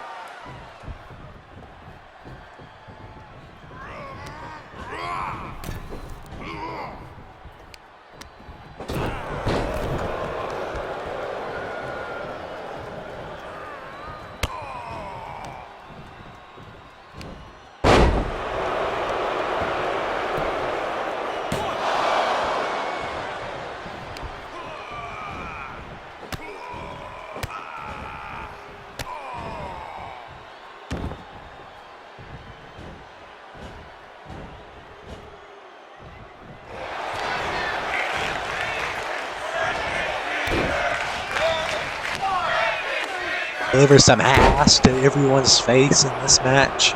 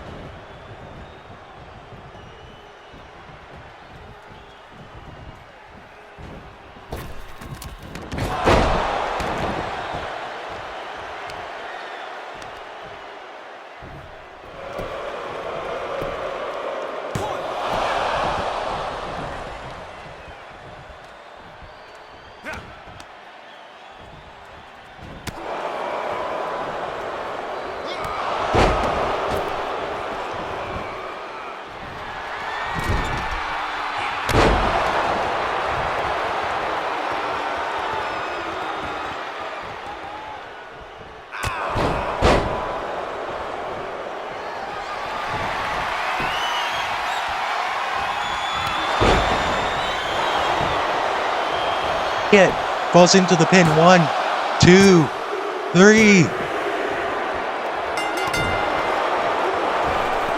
He did it. Ryan.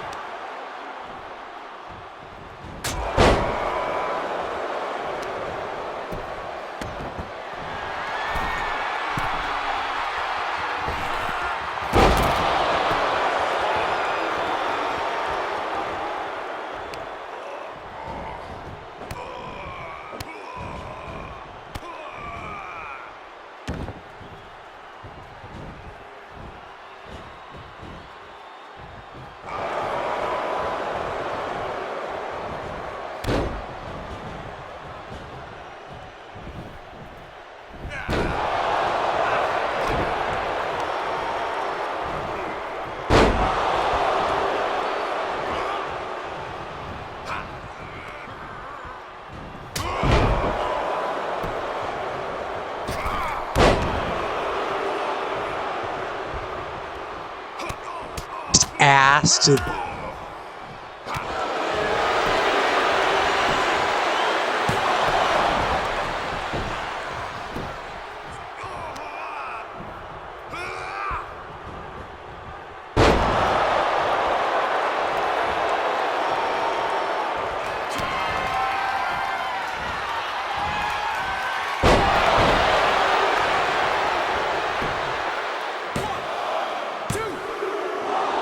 ass to the face.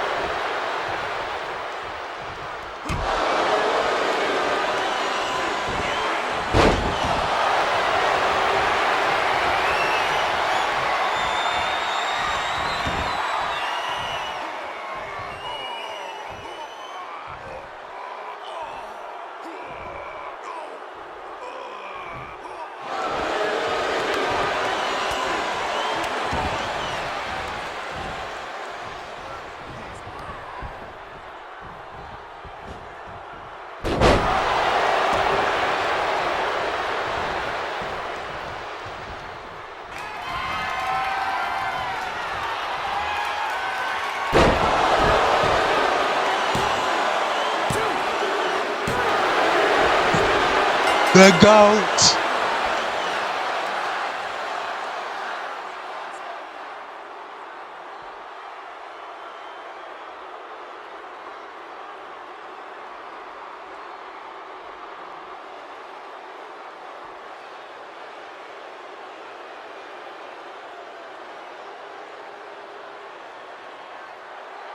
Here is your winner. Ass to the face.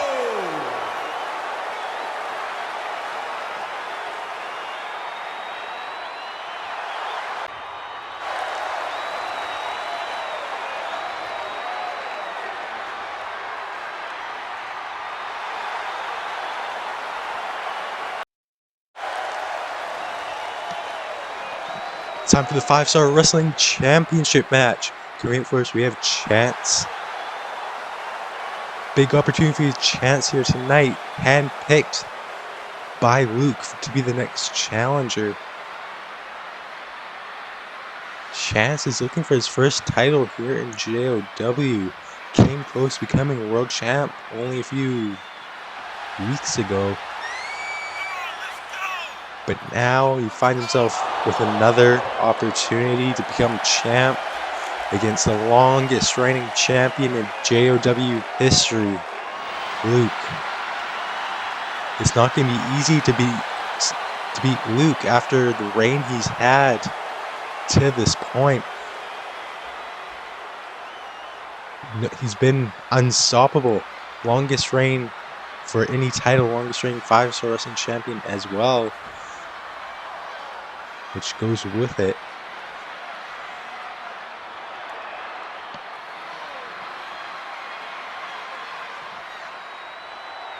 And here is your champion. He goes by many names, but tonight he is here to beat Luke. He is here to beat Chance. He handpicked Chance. He must see something in Chance that says that Chance deserves this title opportunity. Recently he has been doing pretty well in the rankings. Luke made that video we seen on Twitter, and it showed who was a choice for the biggest stage, for the biggest 5-Star Wrestling Championship opportunity of the year. Last year, this title was defended in a ladder match. Landon Nobles left as champ last year. There was a new champion. Took the title off of Christian Cooper, but tonight, could we do the same with Chance taking the title off Luke? Or will Luke continue the longest reign, the most dominant reign in JOW history? We already seen Suicide Silence just miss out on becoming the second longest reigning. Now putting their names at the third. Luke is still up first, but he might just want to keep going. He's never gonna. Maybe the title reign will never stop. Introducing the challenger from Oak Park, Illinois, weighing in at 244 pounds, the Assassin, Charlie Simpson.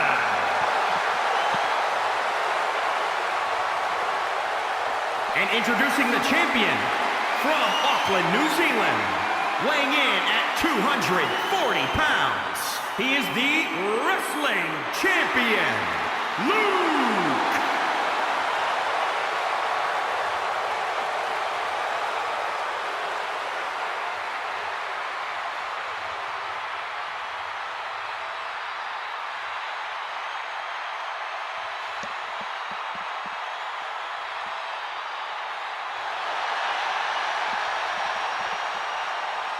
There's what they're fighting for. The newly decorated 5-Star Wrestling Championship. Luke has had that championship since October, defeating Sam Danger. Nice clothesline there from Chance, by the way. Now going to the second rope. What is he looking to do here? Big knee strike right to the face, just sends Luke to his feet. Chance getting the early momentum here, which may be a surprise considering he's going in there against Luke, but that elbow drop keeps Luke on the ground and now just stomping at the face. We've seen this earlier in the night. Kick to the face, and now probably looking to break those fingers of Luke.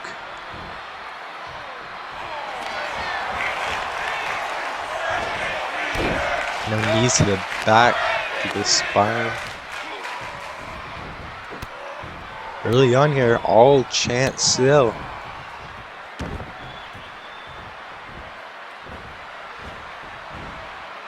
Again, raking those fingers back, 2 knees to the back, and now lifting him up, and a big knee connects to the face. He's going back to the top rope now. He may just be looking for a dominant one-sided victory here. He might be able to get it, but no. This might be where Luke comes back in it. He's getting some momentum in. Big knee to the face of Chance. He says, you're going to give me a knee to the face, I'm going to give you one back. But now, Chance into the corner. And face first into the top turnbuckle. Now knee strikes to the midsection, holding up the arms and the neck. Chance was unable to block, but he got out of it there. And now Luke got him, trying to get him back in the corner. He must have a plan to do something in this corner. Just trying to get him to stay there. Choking him. Now just knee into the knee of the lower back Chance. Twice there. And now these headbutts. Luke isn't afraid of dealing some damage at the cost of his own body, as we're seeing right here.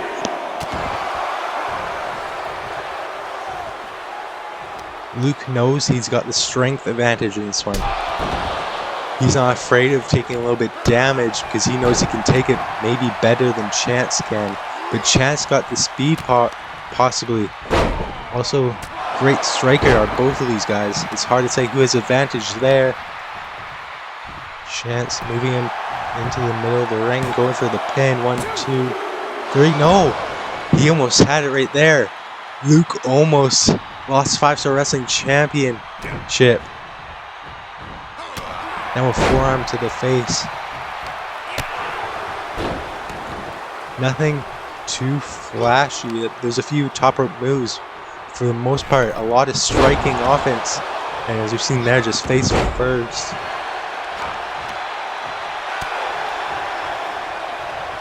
These two are just, they're not going to do anything that may risk a change in the momentum, but there's that massive clothesline. That might be it.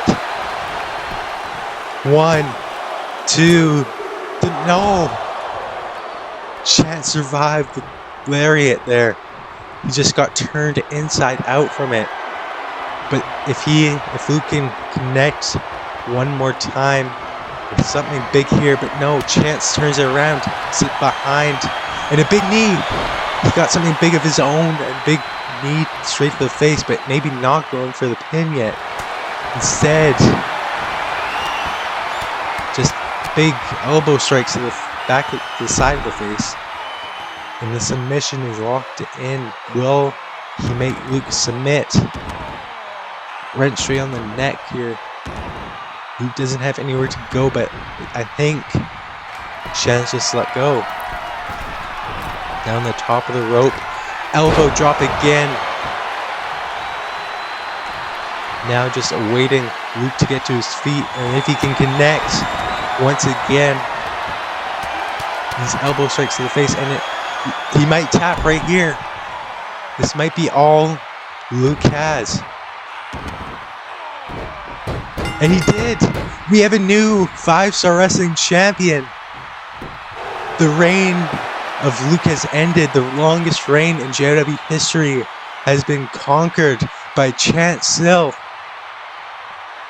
And Chance still is your new 5-star wrestling champion. I mean, we're looking back here at all the action we've seen. A lot of hard strikes and knees and every body that you can imagine just colliding with the others. That lariat almost has Luke. The victory almost allowed Luke to keep that reign going, but just 2 of these. He locked it in twice. Luke had nowhere to go, and it was all over.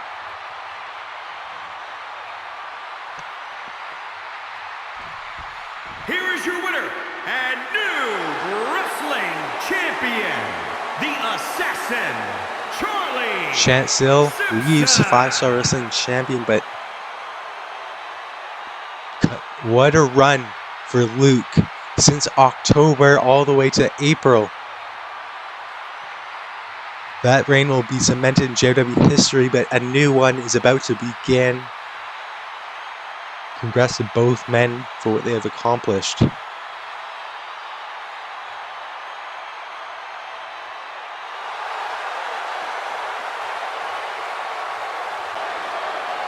his opponent from New York, weighing in at 254 pounds, the Future, Chandler.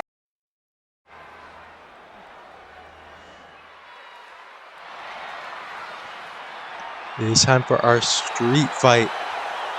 Coming out first, we have Frankie making his first match since retirement right here. Where better than Born for Glory to come out of retirement fighting the man he attacked backstage only a few weeks ago, Chandler Sell. The following contest is an Extreme Rules match. Making his way to the ring from New York, weighing in at 237 pounds, Frankie. Frankie.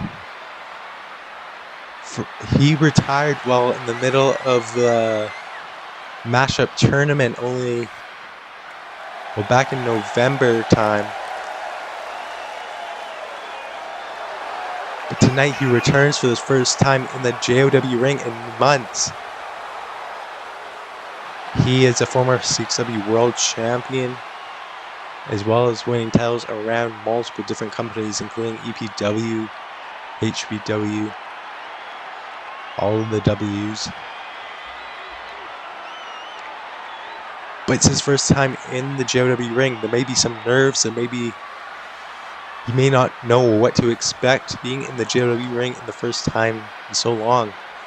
And he's going against someone who's been at the top of their game. Just was #1 ranked only a few weeks ago. He's going against this man from New York, weighing in at 254 pounds, the Future, Chandler. You heard what they call him just now, the Future. Chandler Sell may very well be the future, but first he has to fight someone who has been a big figure in his past, a former boss of his, someone he knows very well, both backstage and in the ring. Chandler's got to be looking for that title opportunity sometime soon, being #1 ranked for so long, and now still in a prominent position in the rankings. Not quite first, but still in the top 5.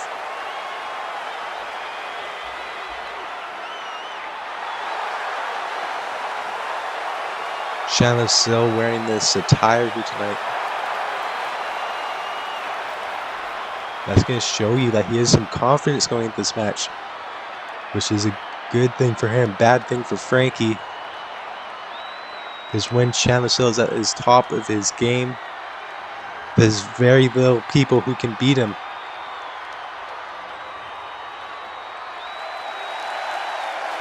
The reason this match is happening is a backstage brawl back a couple weeks now.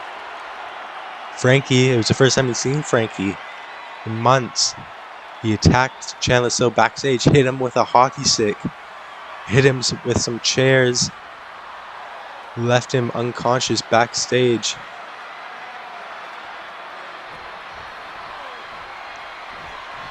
So Frankie seems to know what he's getting himself into. He seemed to pick the fight here, but can he back that up? Right now he's saying toss around, suplex, big German. And now just some forearm shots right to the face. This is a street fight. There are no rules. They can bring as many hockey sticks and many chairs as they want into this one, and it will be legal.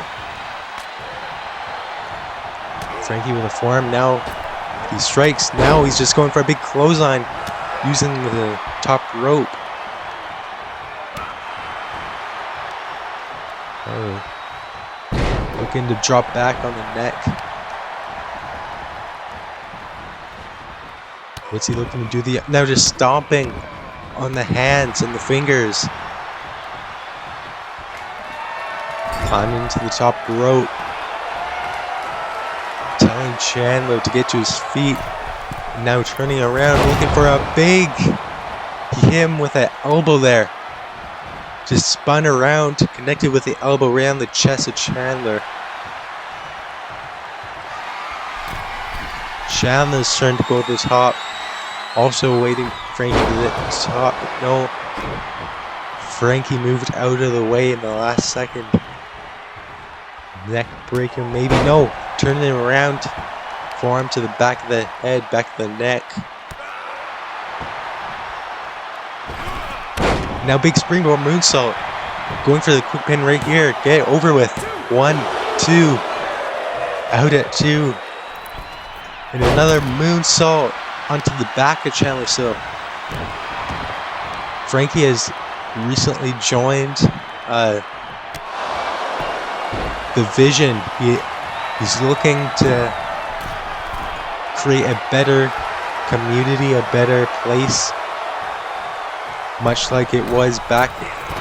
And now again with that, much like it was back in the olden days, in the good old days, as they say. But now the pedigree, this might be it.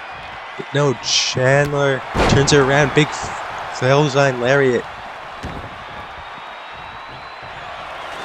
And now it might be time to see the first weapon of the match. He's got it. It's a hockey stick. But Frankie got it. Frankie threw that hockey stick away. I think it just went under the barricade. Maybe Frankie says, no, I'm going to do this without any weapons.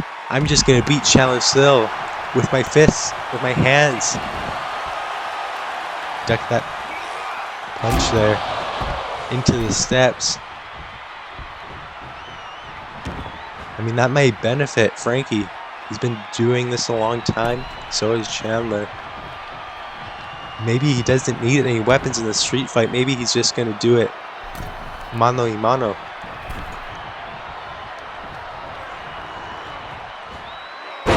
Suplex. Looking to get him up and looking. But no, Chandler got out of it again. Second time he's got out of a big move that would have possibly ended the night for him. But now it's time for the steel chair. But again, I think Frankie might have just headbutted him right on the jaw, and Chandler just had to drop that chair.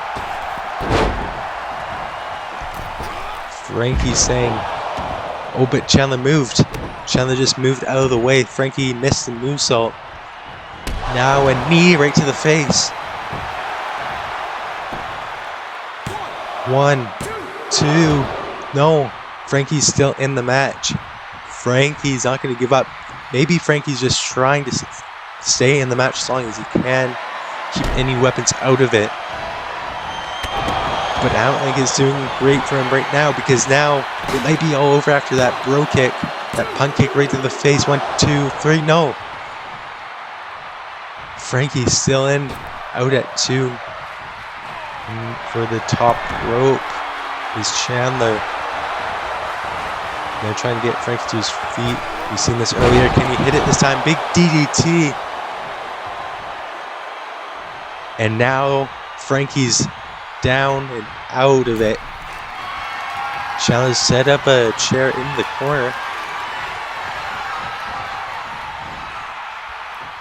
Draped across the ropes with a forearm to the face.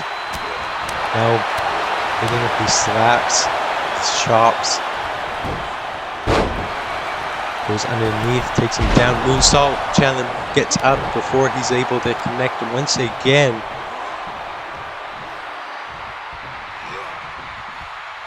Now up in someone driver position, but now face first into the turnbuckle. Now just stomping at the chest, taking any oxygen out of the lungs. All the way to Chandler Cell with those knees into the chest. Picks him up, maybe looking for it chested earlier. Can he get the pin off of it? No, again, he didn't go for the pin either. Both Silver Brothers hits that knee, but did spell the beginning of the end for Chance's match earlier. May do the same for Chandler right here. Now right on the back of the neck, landing. Just going no for here. He was gonna go for some sort of maybe a knee or something, or maybe that. Now just those forearm shots to the face. Might have been going for that move, that knee that we know so well from Chandler. Now a big enziguri from a standing position, or a seated position, rather. Might be looking to connect it here, what he was just going for, and that opens that wound. 1, 2, 3. No! I thought that was it. I thought that was 3. That was 2.999. Frankie survived that. Now, but I don't know if he's going to be staying this for too long. Neckbreaker goes behind. It's a neckbreaker. Frankie's been busted open around that eye, it seems like. But if he can hit the Sister Abigail, this might be it. 1, 2. No. Chandler Cell kicks out of the Sister Abigail. Frankie kicks out with that knee. But now, if he can hit the pedigree, he's hit it. That's his. But he's not going for the pin, which is odd. He just wants to hit the Sister Abigail twice. 2 Sister Abigails, a pedigree.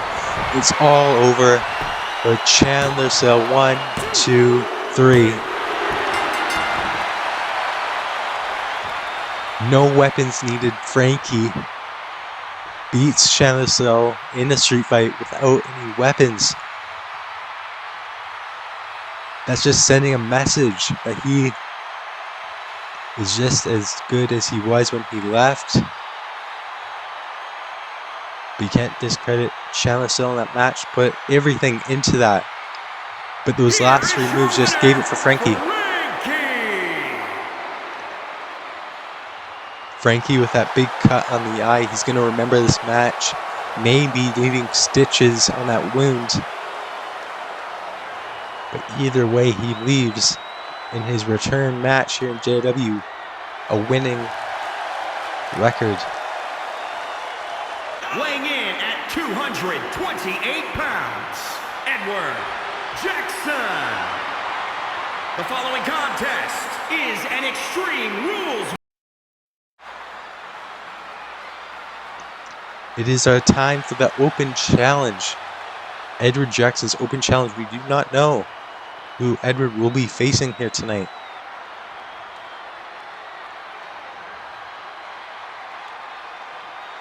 It could be anyone on the roster earlier. The following contest is an Extreme Rules match. Making his way to the ring from Chicago, Illinois. Weighing in at 228 pounds, Edward Jackson. Earlier on in the night, we seen James Meadows Open Challenge, but that was an Invitational Super Open Challenge. That meant anybody outside of JOW could answer, but this one is limited to anybody in JOW. But who could that mean? We've seen so many people here tonight, but who haven't we seen? Tell me in the chat who you think will open the challenge. He's about to come out. He's about to fight Edward Jackson in this no rules match, in this Extreme Rules match.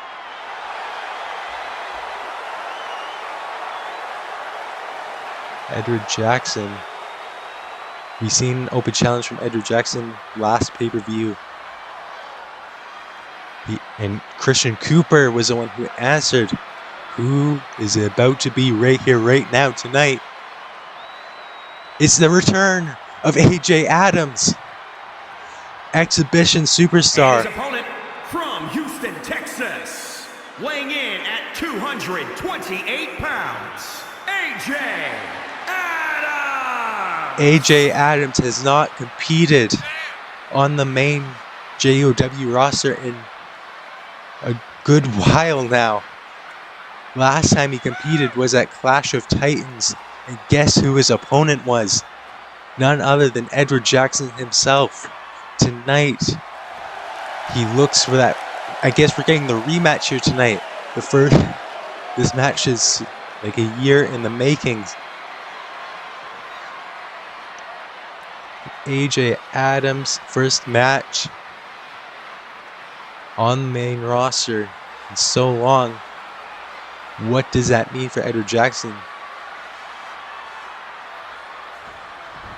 We've seen AJ compete on exhibition this past week in that match against Raymond, taking the loss, but maybe that was because he had bigger things on the mind, bigger opportunities here against Edward Jackson. AJ has only had 2 matches in a JOW ring since his initial return in exhibition. This is his third. And now a big knee and a big strike from Edward. Sit down into a Falcon Arrow. And a big moonsault connects on AJ Adams.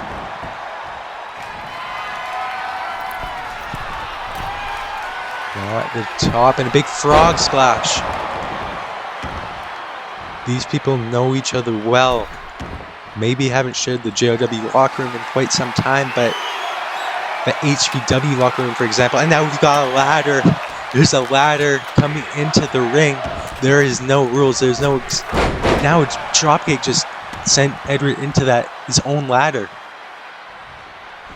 Both men just trying to get back to their feet after everything that happened this short match, this short while so far. Now on the outside of the ring, knee strike to the face of Adams. Now just stomping at the chest, stomping everything out of Adams. And a big knee strike on the outside. We've been seeing this all night. Just stomping the back, the spine, the head, the fingers, the spine again.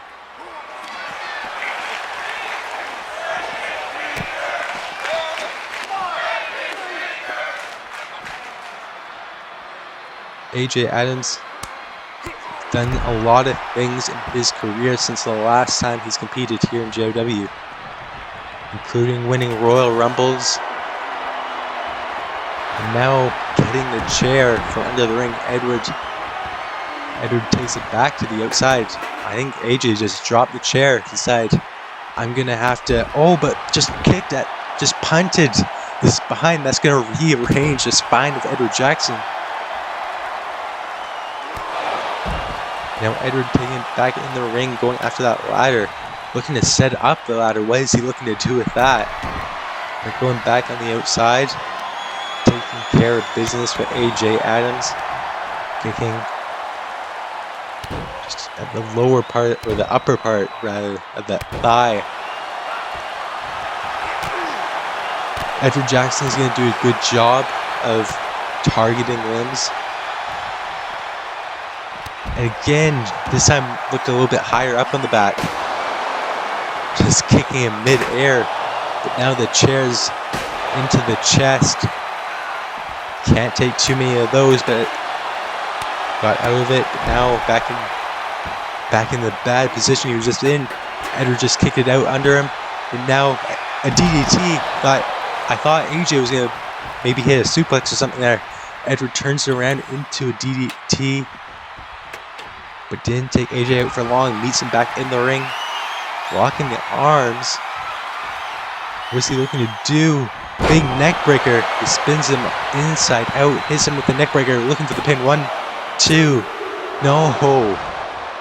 Not enough yet to keep Edward down.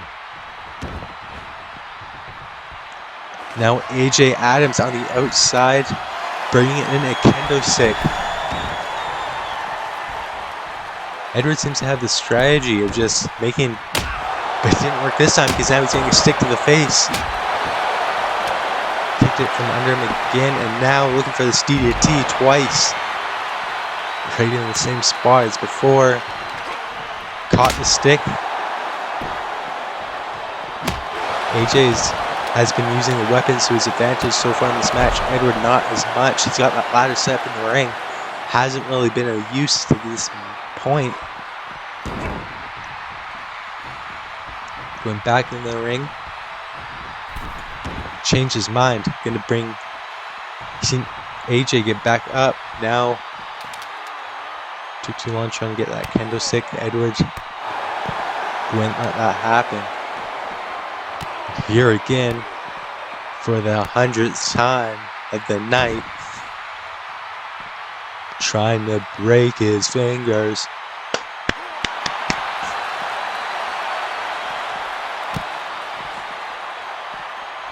Edward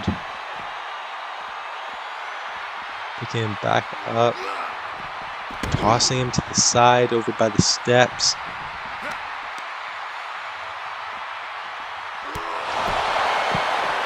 Now just the heel of the foot, now the other part of the foot into the face, and now he's just dealing. We've been seeing a lot of striking, a lot of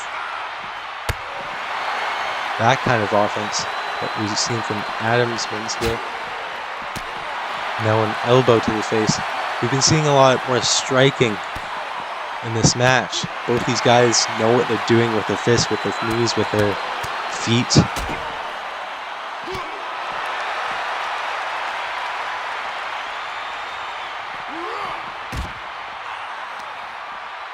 Last time they fought, didn't go the way he thought it was going to go.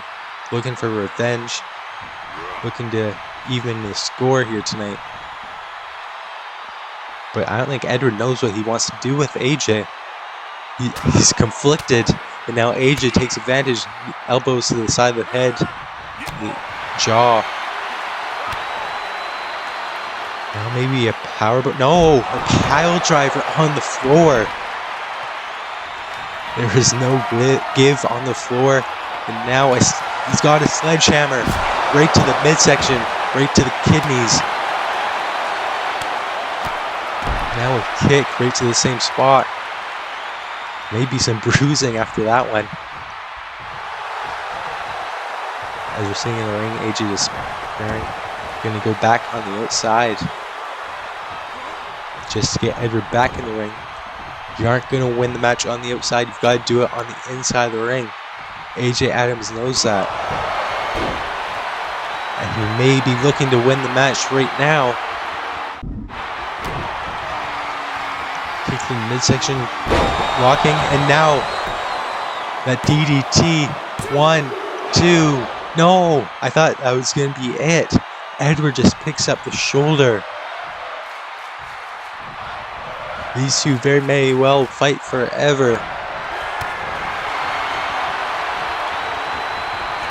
Edward, now his knee strike to the face. I think that just busted open. Maybe the eyebrow. It looked like it connected though with. And a missile drop kick almost sent AJ Adams right into that bottom rung of the ladder. Now a big moonsault. Is that it? The ref looking for the right position. 1, 2, 3. No, that would have been it if the ref could have just found where he was going to sit. I don't think it matters that much, ref. AJ Adams is busted open. He's not got much left, but that powerbomb, that might be it. Ref in position. 1, 2, 3. He defeats Christian Cooper and now defeats AJ Adams, the king of the Open Challenge, Edward Jackson.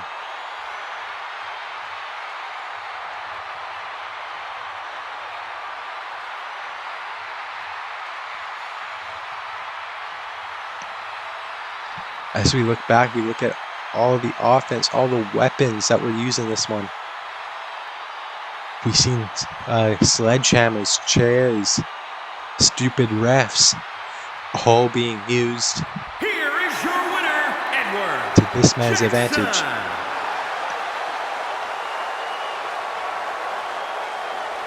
Edward Jackson, another win in the column. AJ Adams unfortunately did not get the surprise return win. He had the benefit of Edward not knowing who he was going against, but when it's Edward Jackson, that is not the case. There is no benefit. He will beat anybody on any night, and he did so once again here at Born for Glory.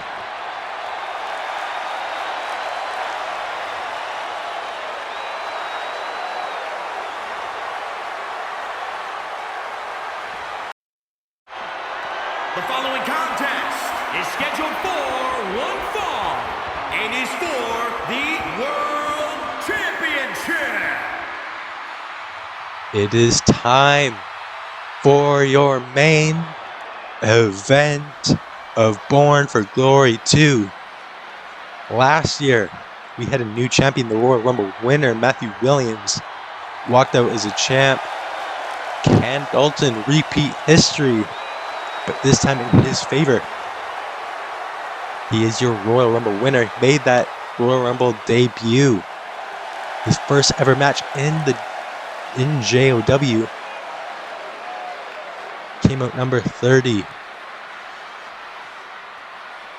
Surprised the world, and now that he's made his way in a very short time all the way to the main event of our biggest stage, of our biggest platform. Very few have been able to do so in double the time Dalton has. But that is just who this man is. He's not waiting in line for his shot. He's going to take it. He's going to beat 29 other men. He's going to eliminate the final man in that main event of the Royal Rumble. He's going to go on to the main event right here tonight and become world champ. Or will he? Because he's got to go against the current world champion, the former landmark champion as well, CXW world champ. This man right here, Architect. We've seen that tag match.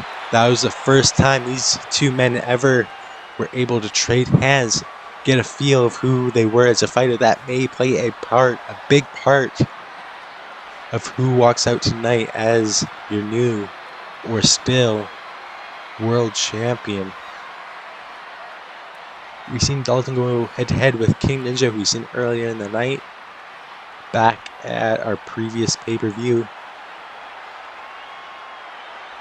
King Ninja left that night with the win, but this is the match that matters. Not last month, not last week, not back in January. This tonight is a big match for Dalton Thunder and Architect. Biggest JOW match for both of these men's career. But only one of them will leave as your world champ. Last year, Liam Robinson walked in as world champ. The other half of the CXW management team. Can Architect do what Liam couldn't and retain the gold? We're about to find out. Introducing the challenger from Kentucky, weighing in at 232 pounds, Dalton Thunder.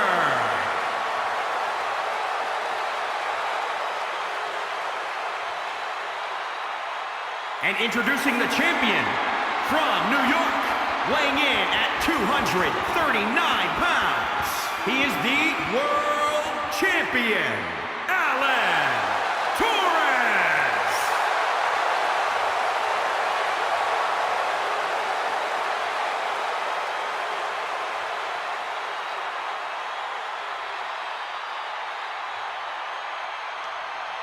Dalton taking a good look at what could be his in only an hour's time.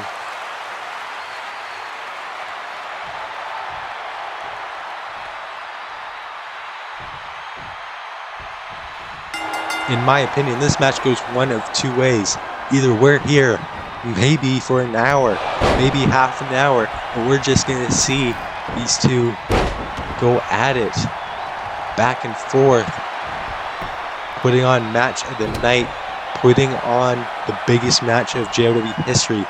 Or it may very well be a very quick match, because this is the big stage. You are not gonna want to you just want to walk away with a victory. You want to walk away with the world championship. You're gonna do whatever you can to get this one done, to get this one in the books, get your name cemented in JOW history, just like Matthew did last year. Now face first into the turnbuckle goes Dalton Thunder.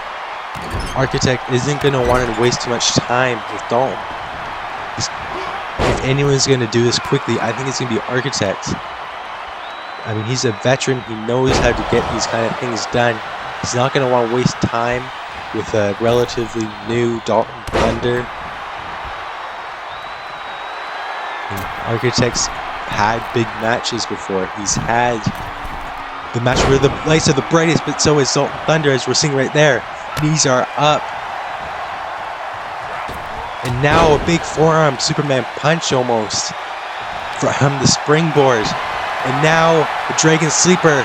This might be it right here. Dalton Thunder might shock the world and get this quick victory.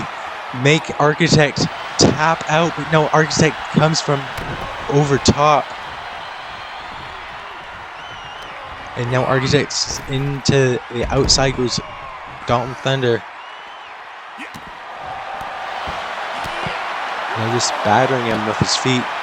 But Dalton moves out of the way. Architect, that knee went into the floor. Architect maybe getting out of it. Flips around a little bit. Drags the arm.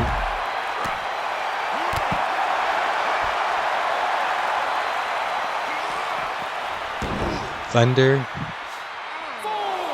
He's gonna want to keep Architect down. He can't let Architect get any extra offense in. He's got, even if he's not getting offense in, he has to stay out of the way of Architect. Block as much as he can, because Architect knows how to turn a match around just like that. But now, one-winged angel almost. That driver. 1, 2, 3. No! I thought that was a new champion. That was almost a new champ. Dalton has to keep on Architect. He will walk out a new champion right now if he can. Dalton to the top rope and a moonsault. No! But he did the same thing Architect did. And Architect seen that coming. He said he's going to do you one better. I'm going to do the same thing Dalton did to me. And now if he can connect with the curb stomp, that's got to be it. He's won the title with that. That might be it. Dalton might be out. 2, 3. And that's it. I said it would go one of two ways. It went the second. How? It wasn't very long. I think it was only about 5 minutes. An Architect. I mean, we've seen a lot going on in that 5 minutes from Dalton and Architect both. It was almost ended. I mean, that's what happens when you go full speed ahead. Straight out the gates, it's going to be over quicker than later.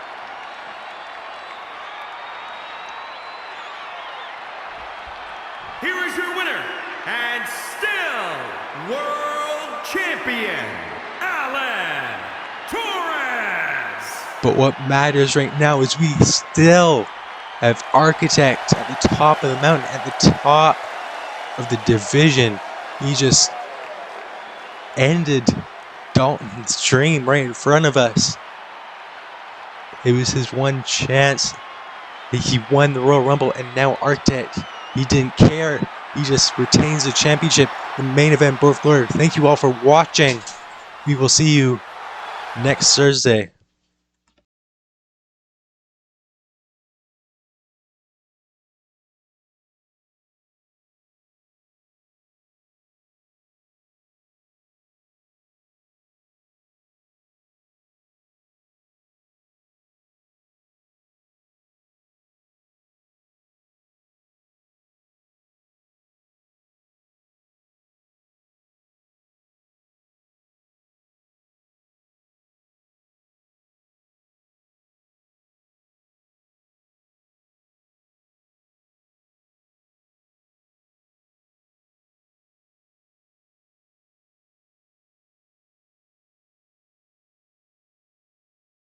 Ass to their face.